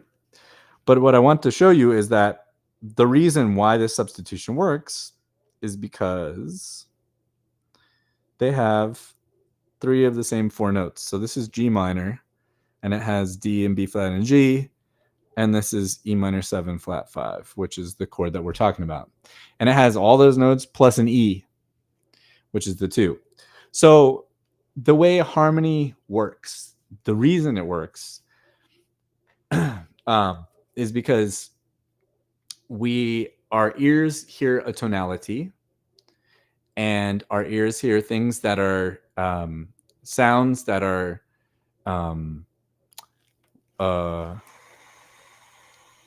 what's the opposite of dissonant? Consonant. We feel and hear sounds that are consonant with that tonality, and we hear and feel sounds that are dissonant with that tonality. And the tonality is wildly complex, especially in all music, and especially in harmonically complex musics like jazz music is very complex harmonically. Even the simplest jazz music. And so we hear these tensions against the tonal center, and in this case, our ears are hearing three out of four of the same tensions against the tonal center, and one tension which adds to it. It doesn't detract from the same sort of feeling and tension and resolution direction. And so when that's the case, you can usually play around with substituting one chord for another chord. So this is all to say, just as like in like a one sentence thing, it's like chord substitutions usually work because they have many of the same important notes in common. Other notes are different, which is why it's a substitution of one chord for another. But both chords have a bunch of the same notes, and those notes are making us feel a certain way. And because those notes are sort of important when we switch the two chords, or we substitute one chord for another, it maintains enough of the feeling to feel like it is a substitution. But then there's something, so it's like we recognize it as being similar or doing the same job, but then we also recognize it as not having the same amount of notes. And this is like very much sort of so much talking about the way the sausage is made, I guess, But I think it's important to understand like what we're doing and why all this stuff works. And also, this thing is really important. These minor 7 flat 5 chords confuse everybody. They confused me for the longest time. And I didn't even, for a long time, I didn't know, I didn't really understand the difference between a diminished chord and a half diminished chord. I was like, well, it must just be a little bit less diminished, And like now I like spit out my coffee, I do like a double take, spit take. Because to me, I'd be like, are you kidding? Like they're two completely different chords, blah, blah, blah, blah, blah. And I wouldn't shut up about it, but I didn't know that, I didn't know. And knowing it, learning that, it's a half diminished chord is almost always functioning as a subdominant chord. And so changing our terminology to thinking of things in terms of tonic, dominant, and subdominant is a very, very helpful, and it's helpful for two reasons. One, because I think it's very accurate. It really does it. Like a tonic chord is in whatever key you are in, the one chord is the tonic chord of that key. And that is going to feel at resolve or resolution compared to its dominant and subdominant chords. And that could be like the overall key that you're in. It could be in the key center that you're in. We could be talking about. And the dominant is the chord that moves your ear to the tonic chord. So if our tonic is C, then we're talking about the dominant chord of C. And then the subdominant chord is the chord that moves your ear towards the dominant chord. And if we reduce the amount of these ideas, because they're classical harmony, the collegiate version of harmony has, sorry, I did it again with the cable. Sorry, guys. Has many more classifications than many more chord functions in addition to tonic, dominant, and subdominant. They have mediant, they have submediant, they have, I don't know, something else. And I don't really think that those are necessary in the kind of harmony that we play in this popularized music of the Belle Epoque era through up until rock and roll, culturally, just to kind of label it all, with a specific emphasis on the jazz harmony of the 30s through the 50s.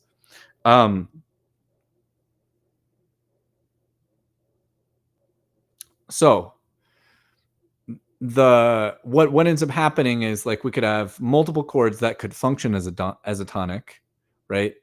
And that allows us to say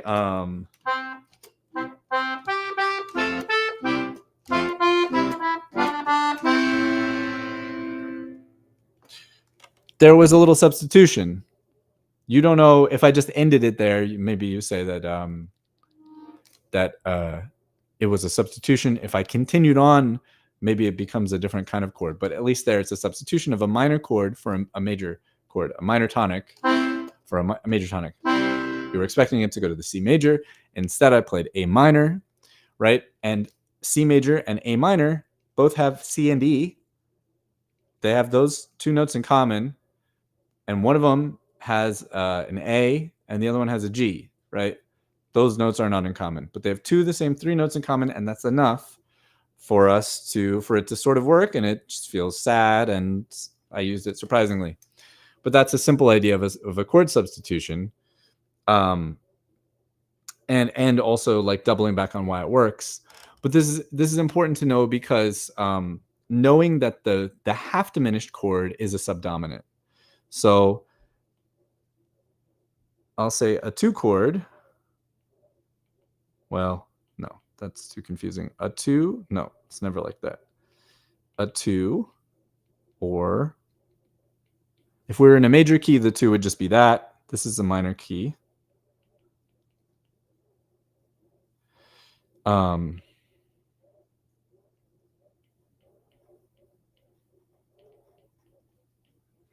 So then you can know that when you come to those minor 7 flat 5 chords, it's probably the beginning of a 2-5 in a minor key, like most of the time. And this is great to know. It's great to know because it helps you analyze more efficiently. It helps you play it. You understand, oh yeah, this chord is supposed to resolve to that chord and all that other kind of stuff. I think that this is like the major reason that minor keys are so weird is because this is an idea that's a couple layers deep. Like it requires understanding, I think, an idea in minor an idea in major first, which is that you have jazz has these chord progressions, which are 3 steps long, as these little very, very commonly used little snippets. It's called a 2, the 2 chord, 5, the 5 chord, and 1, the 1 chord. So in the key of C, it would be D minor 7, G7 would be the 5, and C major 7 or major 6, or would be the 1 chord. So 2, D minor 7, 5, G7, 1, C major 7, let's say. Okay, I'm playing those with my left hand. In a minor key, if I did that whole thing in C minor, it would be, the 2 chord would be, let me write this out actually. So this is,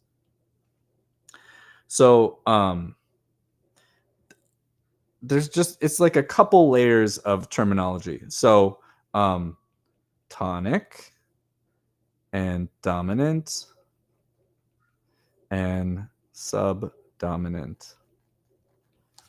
And then the chords that we're going to be playing C major 7 and G dominant 7 and D minor 7. Okay, and then I'm going to spell them.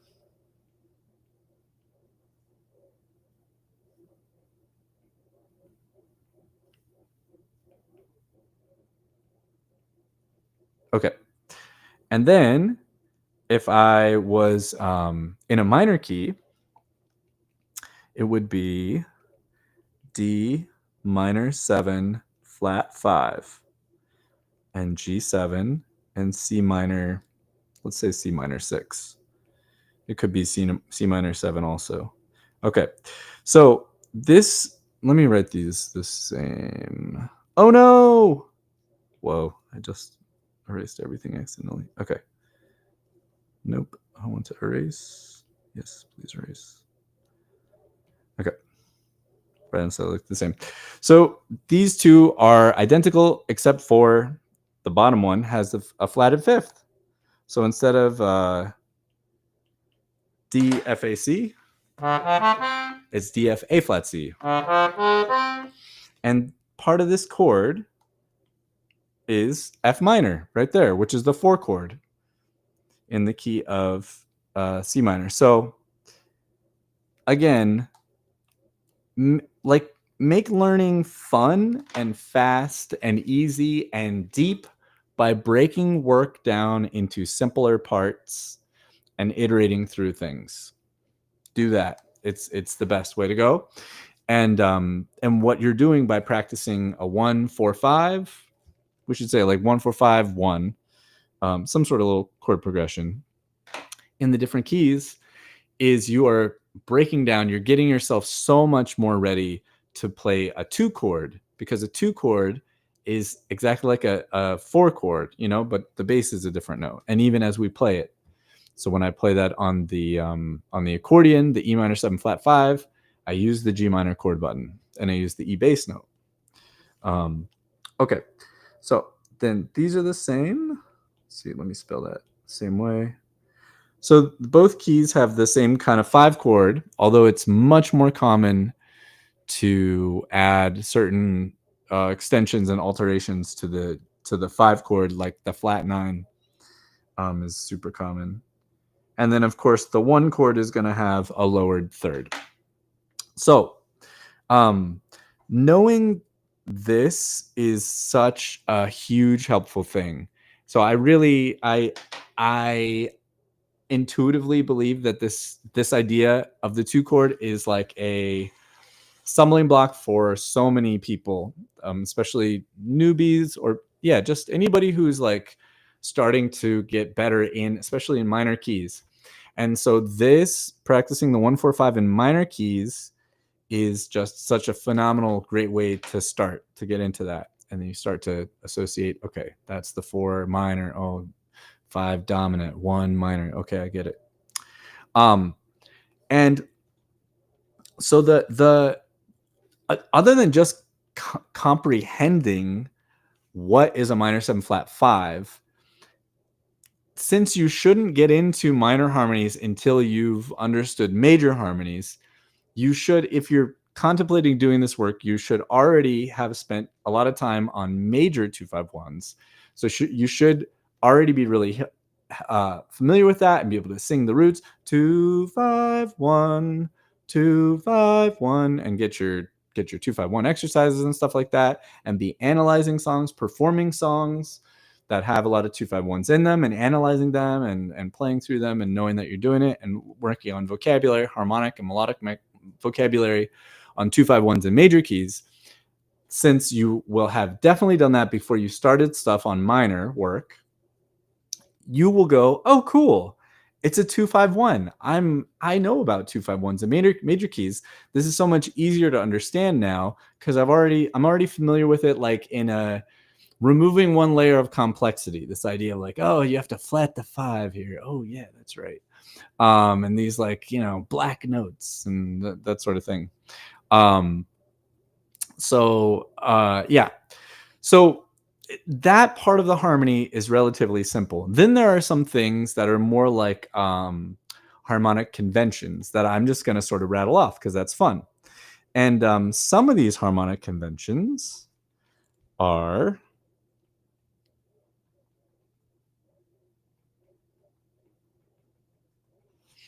like kind of striking. So let's see if I can just riff something. Boom.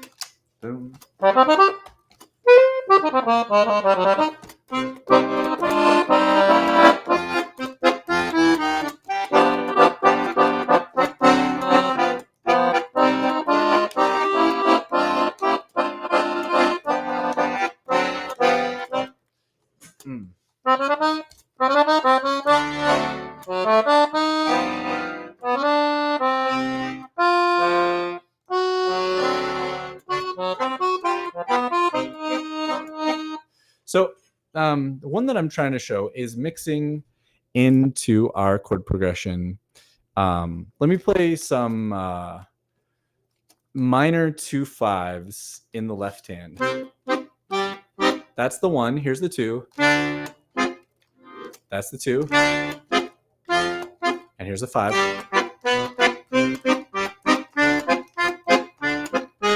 That's really the 5.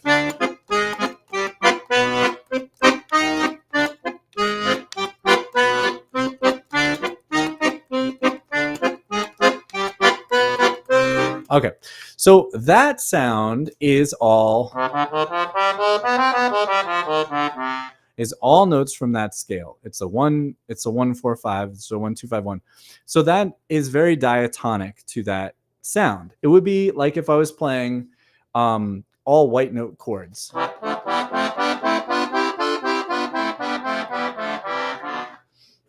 So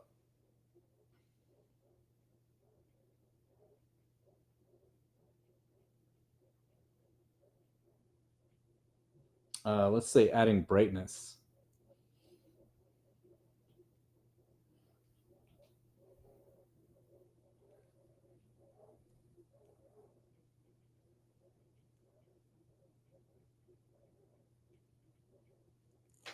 So like if I was playing everything in C major, it doesn't matter how cool my voicings are, it's going to get kind of repetitive. And maybe I want that. Like there's a lot of music, like for example, Bov Som is very repetitive. It's not as repetitive as some other minimalist music, as much minimalist music. It's only minimalist in some ways, in other ways it's different. But just to give you understanding, because like what I'm about to talk about is the idea of bringing in more color through a chord progression substitution of, like, in this key, if we're in C minor, so that's C minor. See, we're doing C minor 6.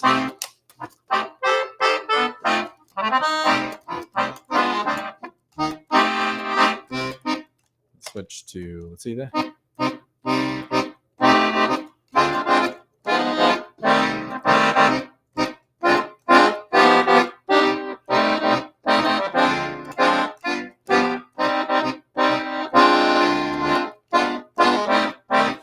That is going to get boring for me and for the listener really quick.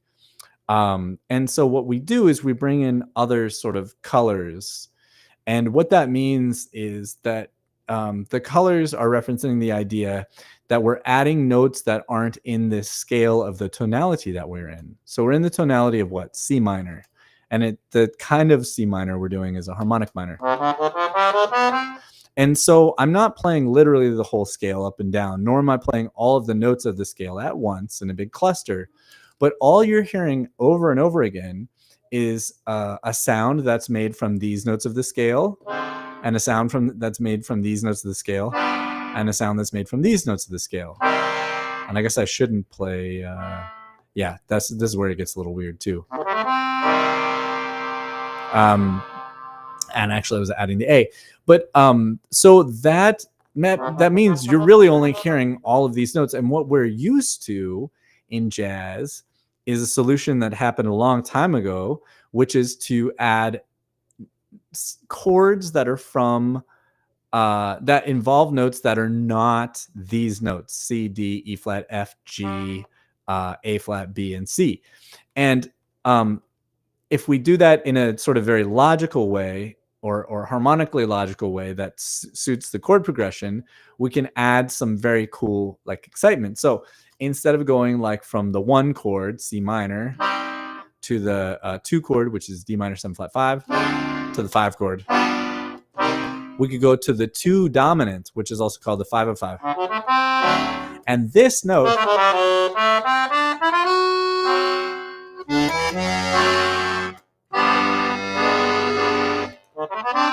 is so cool. It's so wonderful. And it's actually used in Lullaby Birdland.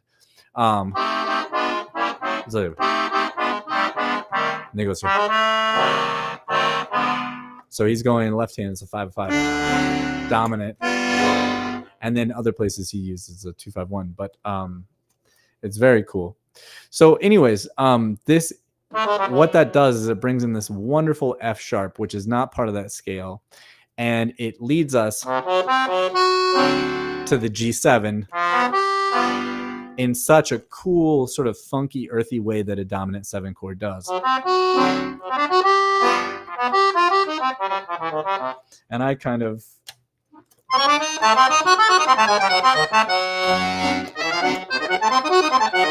I hear it as very sort of Eastern European.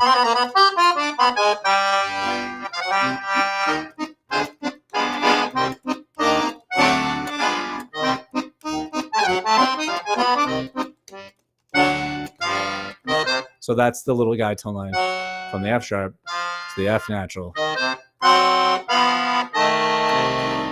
So cool. So I'm playing a D7 in my left hand, and then these two notes, and then just drops down chromatically, and then not quite chromatically. One note chromatically, the other, right? So that's my first one. Oh boy, every time. I'm so sorry. Sorry about that. Let me sort of write that in. So that would be D7, and that's a sound that you hear at the end of musette waltzes quite a bit. In fact, musette waltz is always a 5/5 sound, a dominant to dominant chord progression. Oh my goodness. Sorry, guys.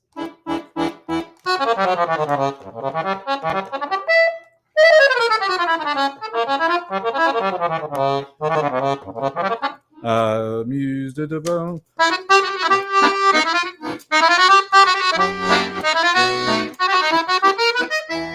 So it's 5/5 F sharp, which gives us the ability to use this diminished, and then a B7, which gives us the ability to use this diminished. So you get here, here, and then it resolves. So the same thing could be for the C key, C minor. So that was an example in a musette because so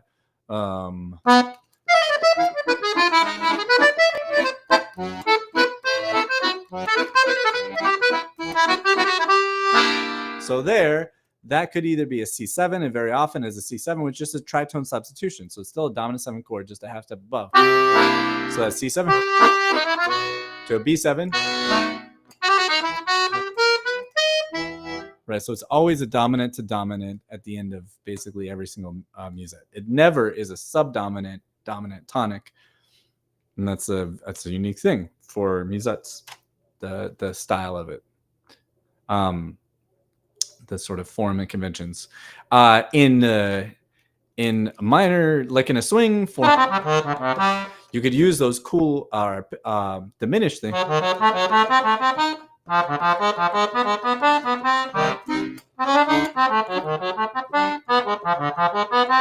Right? They have so much when you sequence it like that. The melody just falls right out. You hear what it wants to do. And so, yeah, sequencing those. So this is a D7 that I'm playing an F sharp diminished. Right? D7 going to G7. And on this, I play a B natural diminished. And then on the C, I play a C minor. And a 6, which is not in that scale.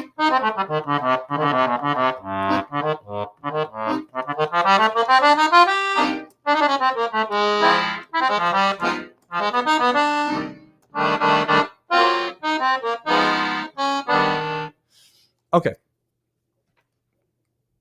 So D7 to G7.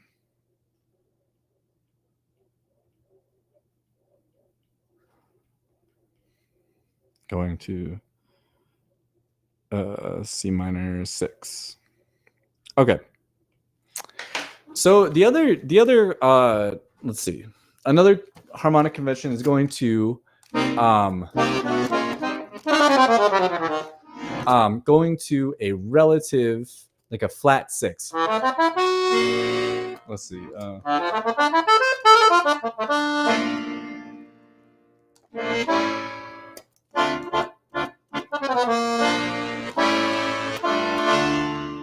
And that could be a tritone substitution also in the same way.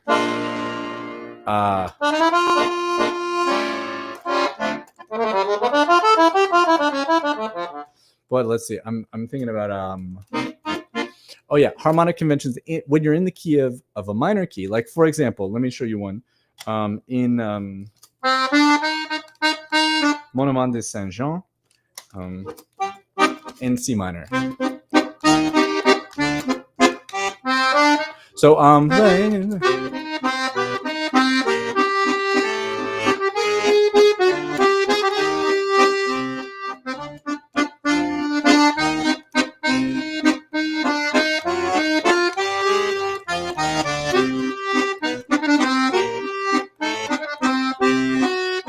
now, so there. Now we're in the relative major, the E flat. And this happens so often, not all the time, but so often in any tunes that are in a minor key. And it's really, really good to learn. And it's super good to practice them in pairs as jazz. So as you're learning, as you're working through your 2-5-1s in 12 keys, or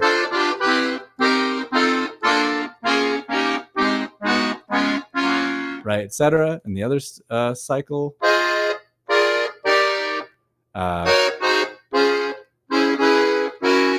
Right, as you're working through all that, and then you do your minor key ones.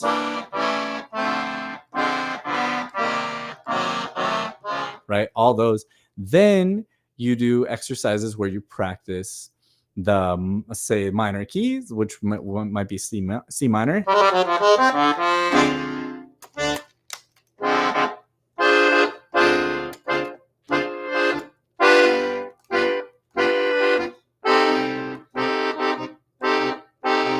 And then you're going to do a 2-5-1 in its relative major, which is, if you're starting in the minor key, it's the minor third up, so E flat. So then you're going to go to F7. I'll do here.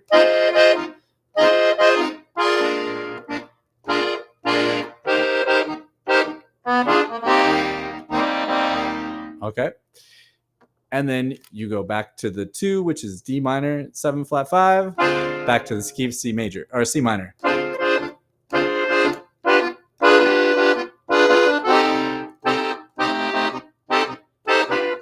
Right? And then F minor.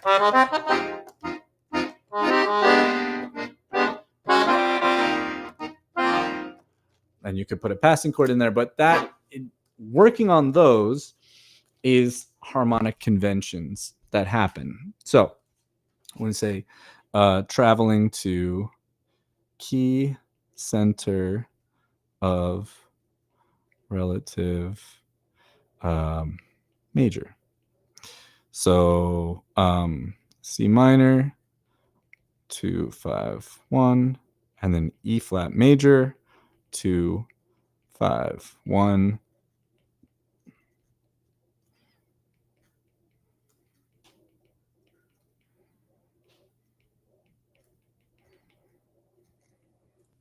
I'm really into 40 sounds right now, so I'm gonna say it's a 6. Cool. Hey, Felix, and hey, Bill Murphy. And thanks, Courtney. Okay, so if I tap that, we get Felix's question. So Felix asks, gives the possibility to use this diminished. What do you mean? Can you be more specific? If I can remember what I was thinking about. So gives the possibility to use this diminished. I've talked about diminished twice so far. So the more recent time is to use diminished, to use the diminished that is built off of the dominant 7 chord. So this one would be F sharp diminished for the D7. And then this one would be a B diminished for the G7. So if my left hand, if the chords that's being played, the harmony that's happening is G7. And we're in a minor key. I I can use this for harmonies, for chords, or I could use it for melody.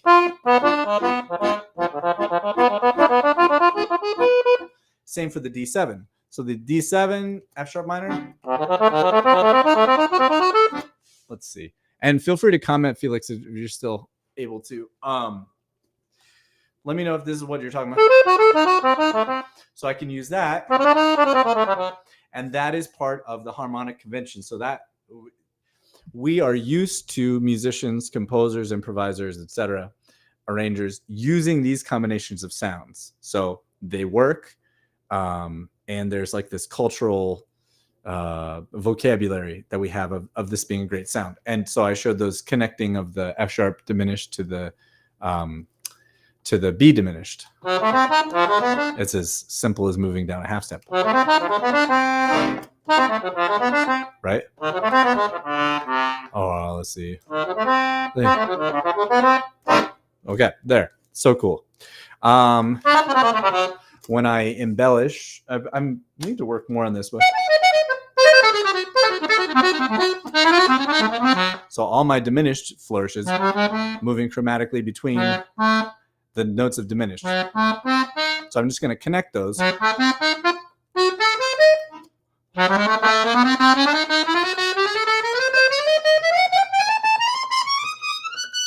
Right? Or it works great coming down. Right? So that's going to go to a B in E minor.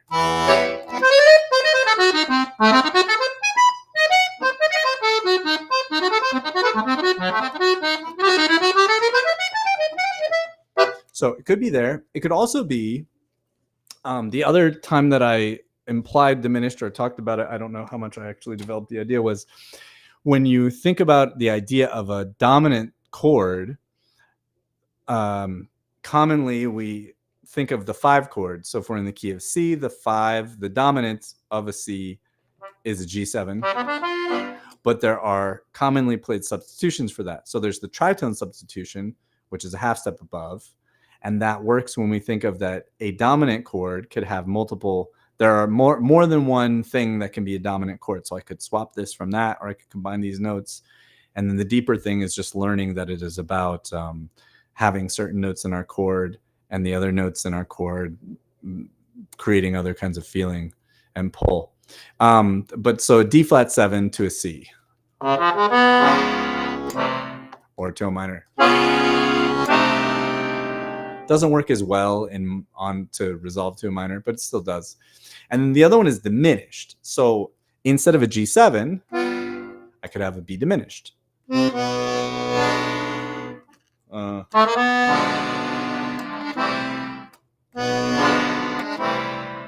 works better in minor. And I could alternate between diminished,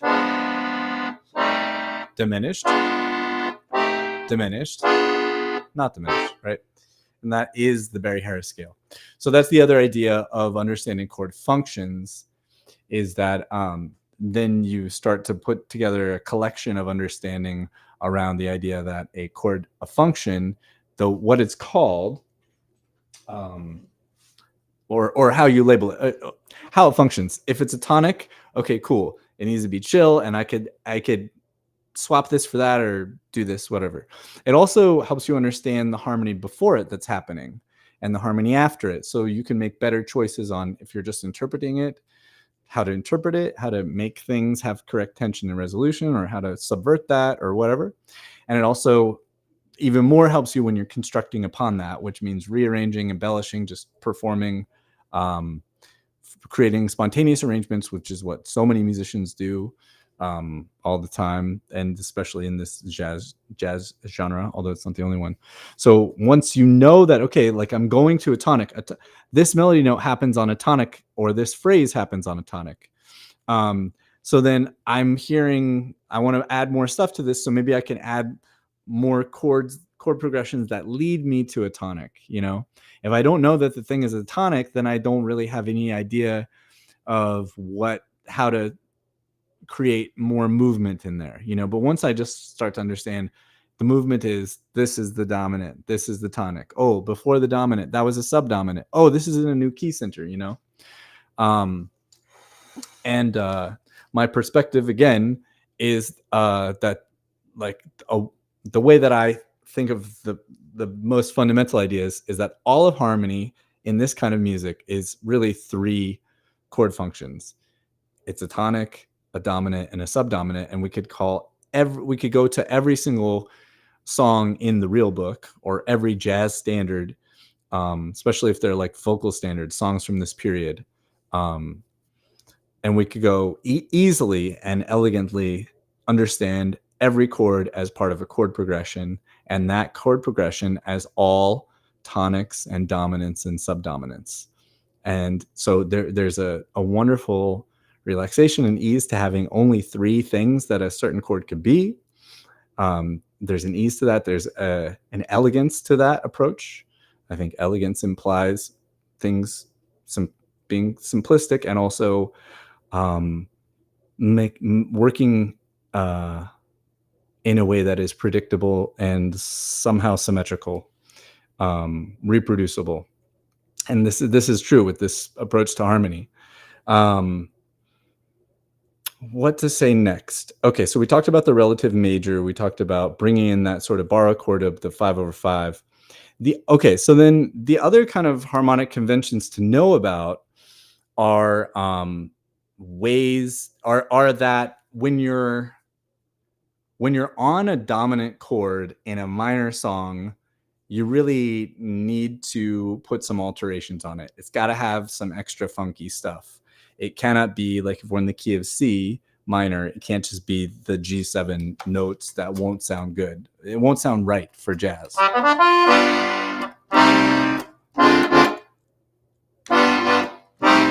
We need some more stuff. Or maybe there.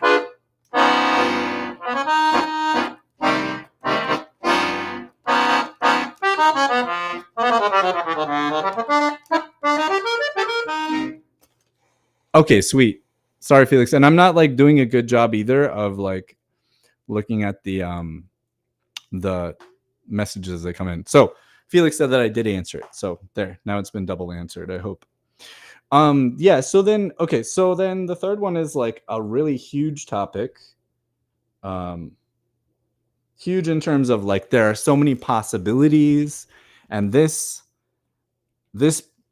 path is so many paths. But I'm going to say we must alter like that, right? The other one is if I used an A, it would be the thing that's at a religious building, I think. I think this is I think I want an E here, guys. We must alter the dominance. And what the heck does that mean? So altering the dominance is a phrase that I grew up learning. People talk about this a lot of other ways. They talk about extensions and all this other kind of stuff. But what this means is adding flat 9, flat 13, sharp 9, sharp 11.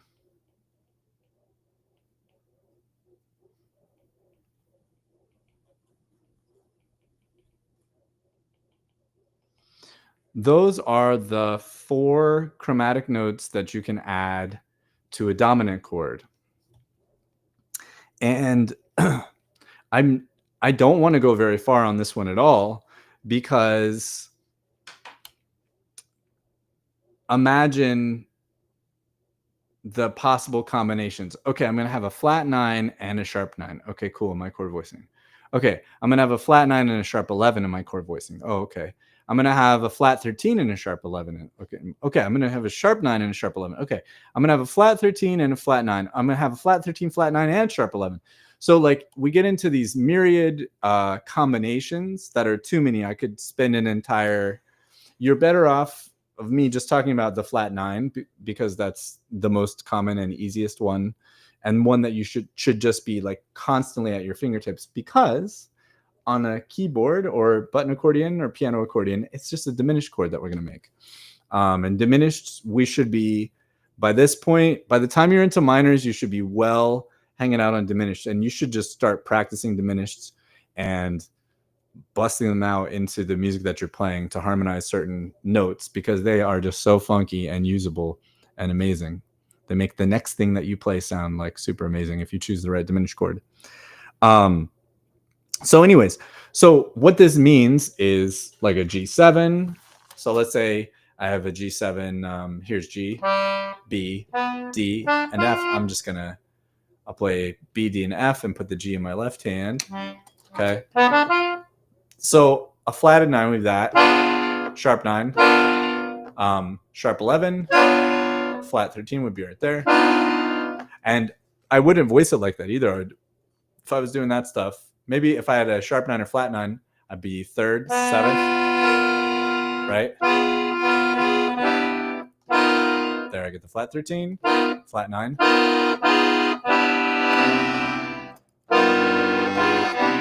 I gotta pop that down, I cannot reach that. There we go. Oh, nice. It's crazy in my hand though.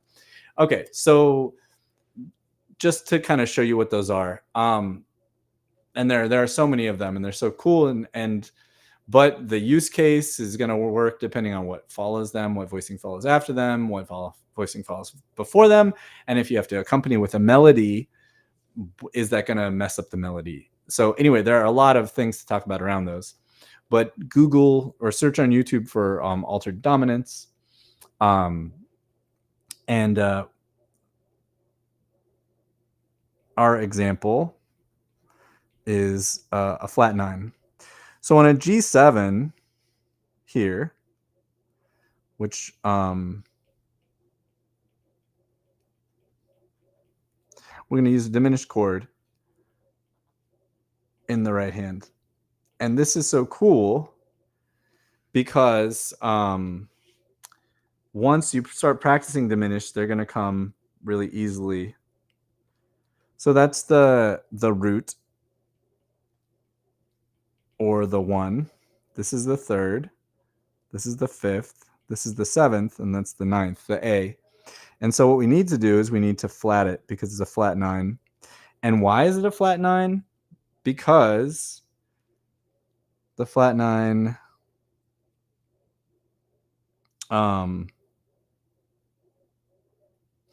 because the flat 9 is in the scale, although we were talking about D minor and then I switched to C minor, so I can't use that scale to show you. But anyway, that's the flat 6 from your harmonic minor scale. Let's see. So it's in that sound already. And I talk about this like, we want, if you're decorating a room, everything doesn't have to be the same texture and the same color and the same textile, but it needs to match, you know. And there's a certain, definitely, absolutely an art. We can all think of brilliant, great, design, decorated rooms that feel good, where everything matches really well. It's all one color palette and, you know, whatever. It feels great. That we could all think of other equally awesome feeling, super hip, well-designed spaces where nothing matches in a way, and yet it all works together so it matches, you know. And if we thought about it long enough, we could figure out why. And so things have to match. They have to. If it doesn't sound congruous, then it's not, you know, and you should pick a different sort of possibility here. But so that's all to say that the A flat is in the scale that we're hearing, this harmonic minor scale. That's the A flat. So putting that on our G7 chord, let's go up here.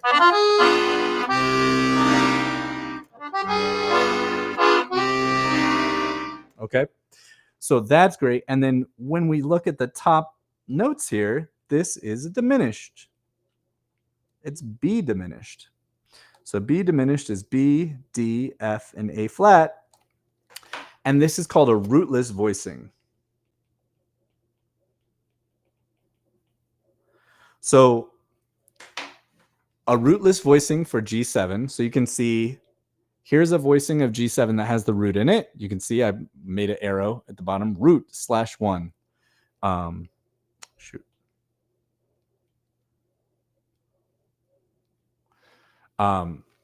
And then here's the same notes without the G, without the root. And so we could say that that's a rootless G7, and it would be if a bass player or a guitar player, if the tonality was G, if my accordion, I was playing a G7 chord in the left hand, in my right hand I can play a B diminished and make that go to a C minor.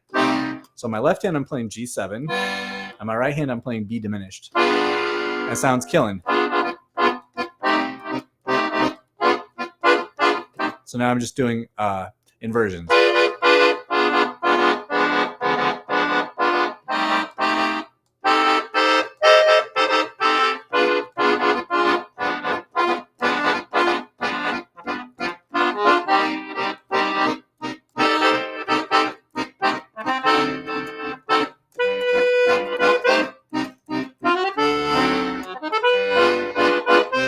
So there I'm going to those other diminished, the F sharp diminished in my right hand. It's a drop 2 voicing with a D7 in my left hand, and then a B diminished with a G7 in my left hand, and then a C minor 6, drop 2.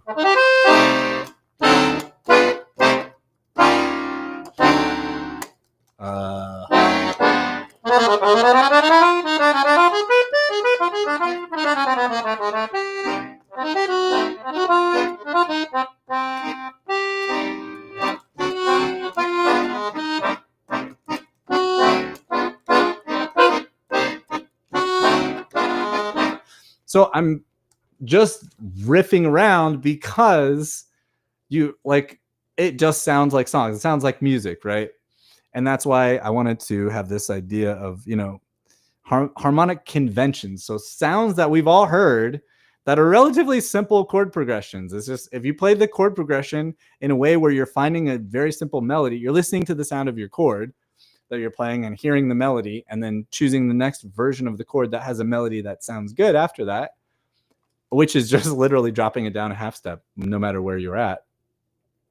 Then you get these like really iconic sounds here. Okay, so again, that's tying the harmonic minor scale in there, and with the I think that the other reason that people get really I think it's just like it's a big just lack of diving in, you know, just going like, okay, here I will tell you, all you need to do is spend time with the minor scales and get familiar with them, just as you are getting familiar with major scales, and use the harmonic minor scale. And when you're on a song, analyze it. So understand, like, start to practice first the 1-4-5, because those are really simple and you can do those in your brain, and then start to work out the 2 and the 5 and the 1, and then maybe other scales. And then you gotta you know, that should be quick, and maybe even in the same time, at the same step, analyze songs. So let's go to say the Django Fake Book.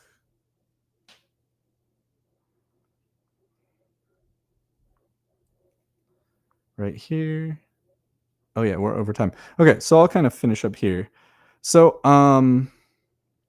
what was the tune? Anniversary Song, I think I had listed.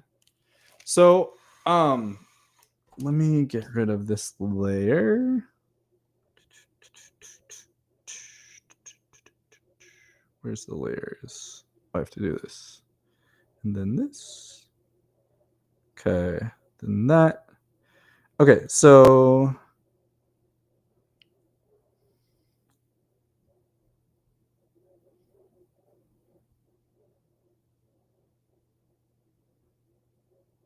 chord functions is what I'm trying to type here. Okay, so what key are we in? We got to look. Let's go to the end. There's an A minor at the end and a bunch of A minors. And we're in the key of A minor, but you would need to figure that out too. So anytime that we see a dominant 7 chord, we think that's the 5. You just immediately say to yourself, this is a 5. You see it's a dominant 7, not a major 7, not a minor 7, but a dominant 7 is always a 5 chord. So you go, okay, it's the 5. And then you count backwards in the musical alphabet. You can use your instrument. You can look at a keyboard, whatever. 5, 4, 3, 2, 1. So E7 is the 5 of A. You could also use the left hand of your accordion and just go down one column. Although I think working on it, visualizing it linearly is better. So E7 is the 5 of A. And so we kind of skip forward. Okay, it's the same chord. If you don't see a chord over a measure, that means it's the same chord. So we skip to the point at which we see the next chord, and that's an A minor. So you go, oh, well, shoot. Okay, that is a very obvious 5 to 1. So it's a 5 chord and a 5 chord and a 5 chord and a 5 chord, and then a 1 chord, right? And then we look at this one and we go, okay, A7. So it's another dominant 7 chord. And whenever we see a dominant 7 chord, we say that's the 5 of something. Let's see if it's going to resolve, because it is going to be the 5 of the thing that it could be 5 steps down or, up from, or it could be a half step up from. We don't know. But in most of the cases, it's going to resolve in one of those ways. Usually it's the 5th step of the scale of something.